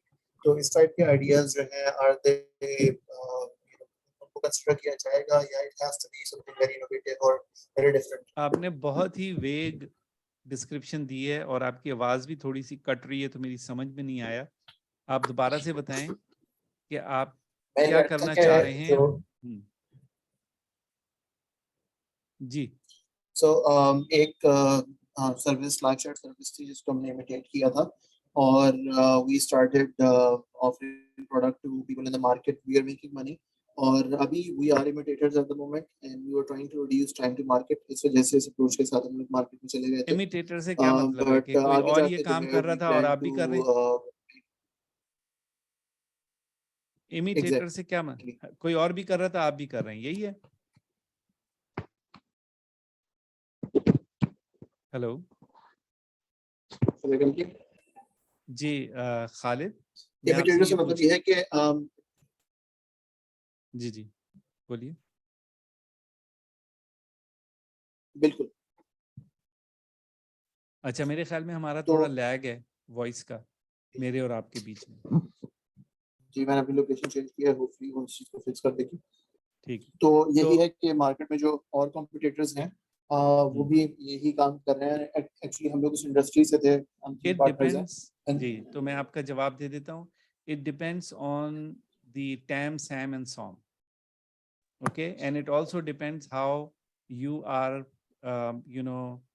creating a competitive advantage for yourself. आपका जो competitor है उसके साथ आप कैसे compete कर रहे हैं, ठीक है। So it all depends. अभी इस वक्त के सवाल का जवाब ये है कि yes, you should put your best foot forward, ठीक है, और you should go for it. अच्छा जी, इशफाक from हरिपुर। अस्सलाम वालेकुम सर, मेरी आवाज आ रही है आपको? जी आ रही है इशफाक। सर एक्चुअली मैं माजरत चाहता हूँ सर, एक्चुअली हमारी साइड पर लाइट चली गई थी शुरू का सेशन, थोड़ा सा मैंने मोबाइल पे किया तो उसका वॉइस का इशू था। मेरा क्वेश्चन सिर्फ इन्वेस्टमेंट रिलीज असेसमेंट फॉर्म ये कहाँ पर अवेलेबिलिटी होगी जहाँ से हम के अंदर ये लिंक है और अभी हम वहाँ पे व्हाट्सएप में भी शेयर कर देंगे। और सर दूसरा क्वेश्चन ये है कि ये शुरू का जो सेशन है इसकी रिकॉर्डिंग मिल जाएगी आपको। जी जी, ठीक है, thank you very much, thank you. Okay, dairy tech भाई अपना नाम बताइए। डेरी टेक तो नाम नहीं है आपका।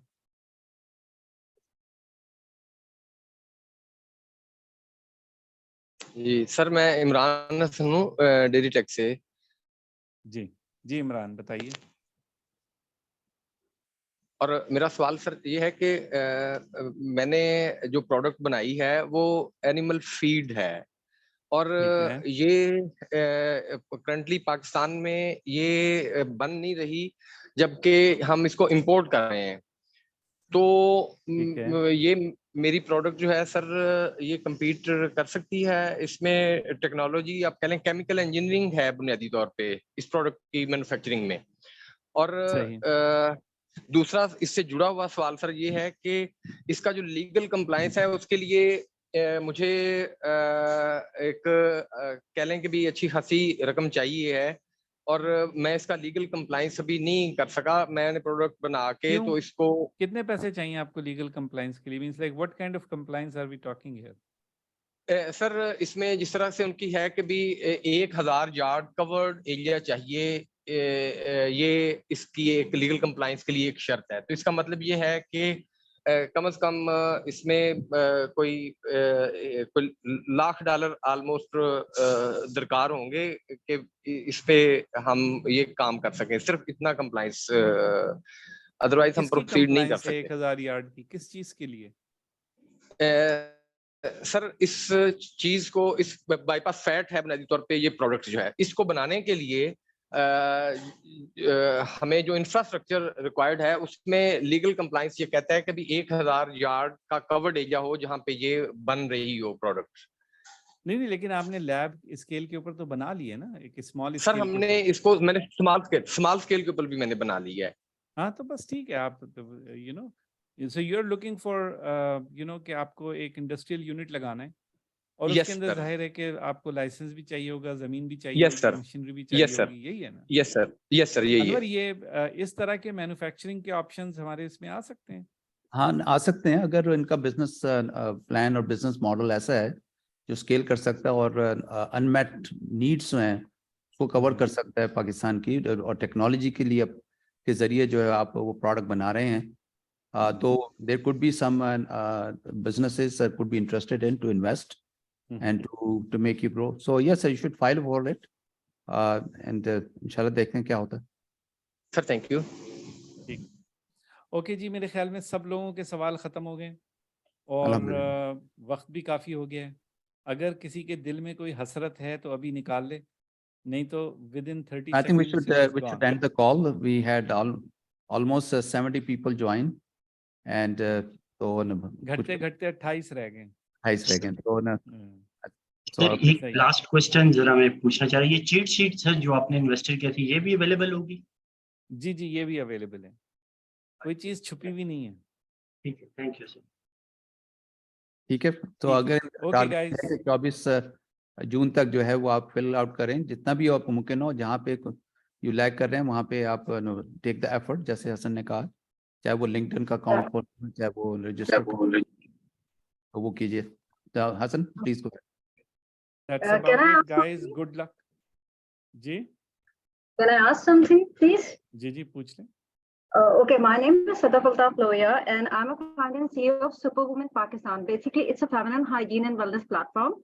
और हम लोगों का एक e-commerce store है, plus हम लोग का business model it's B2C and B2B both. We have our intellectual property is a vending machine, and we have just launched our Pakistan first free period comic guidebook जो हम digital पे लेके जा रहे हैं। I just wanted to ask, अभी आपने मुझे first page contract का दिखाया जिसमें आपने service contracts और agreements वगैरह की बात की। Can you please उसको मुझे थोड़ा सा briefly बता देंगे कौन से agreements and service contracts and subscriptions and what you were talking about? Simply आप अपने कस्टमर को कुछ बेच रही हैं, मिसाल के तौर पे अगर तो आप कोई कंज्यूमर को कोई प्रोडक्ट बना के बेच रही हैं तो उसकी जो क्या कहते हैं अपना लीगल डॉक्यूमेंट होगा, वो अगर कोई वारंटी ऑफर कर रही है तो वो warranty would be the legal document, right? अगर आप किसी क्या कहते हैं अपना कंपनी को बेच रही हैं कोई चीज़ बना के, तो उसकी कोई ना कोई सेलिंग का एग्रीमेंट होगा जिसमें लिखा होगा कि भाई ये डिवाइस जो है जो हम आपको बेच रहे हैं, ये जो प्रोडक्ट जो हम आपको बेच रहे हैं, ये इतने अरसे की वारंटी है, ये सब चीज़ें। वो सेलिंग परचेज ऑर्डर भी हो सकता है कि यू रिसीव परचेज ऑर्डर भी हो सकता है, बिल्कुल, क्योंकि MOU बेसिकली ज्यादा चलता है, कॉन्ट्रैक्ट से बाद में आता है। इनिशियली आप देखें हर एक की सिचुएशन डिफरेंट होती है। मैं तो आपको एग्जांपल्स दे रहा हूँ ना। तो जैसे अगर आपका ऑनलाइन सॉफ्टवेयर है तो आपका ऑनलाइन लाइसेंसिंग एग्रीमेंट होगा, जो हर कोई आपकी साइट पे आ रहा है तो वो लाइसेंसिंग एग्रीमेंट कर रहा है।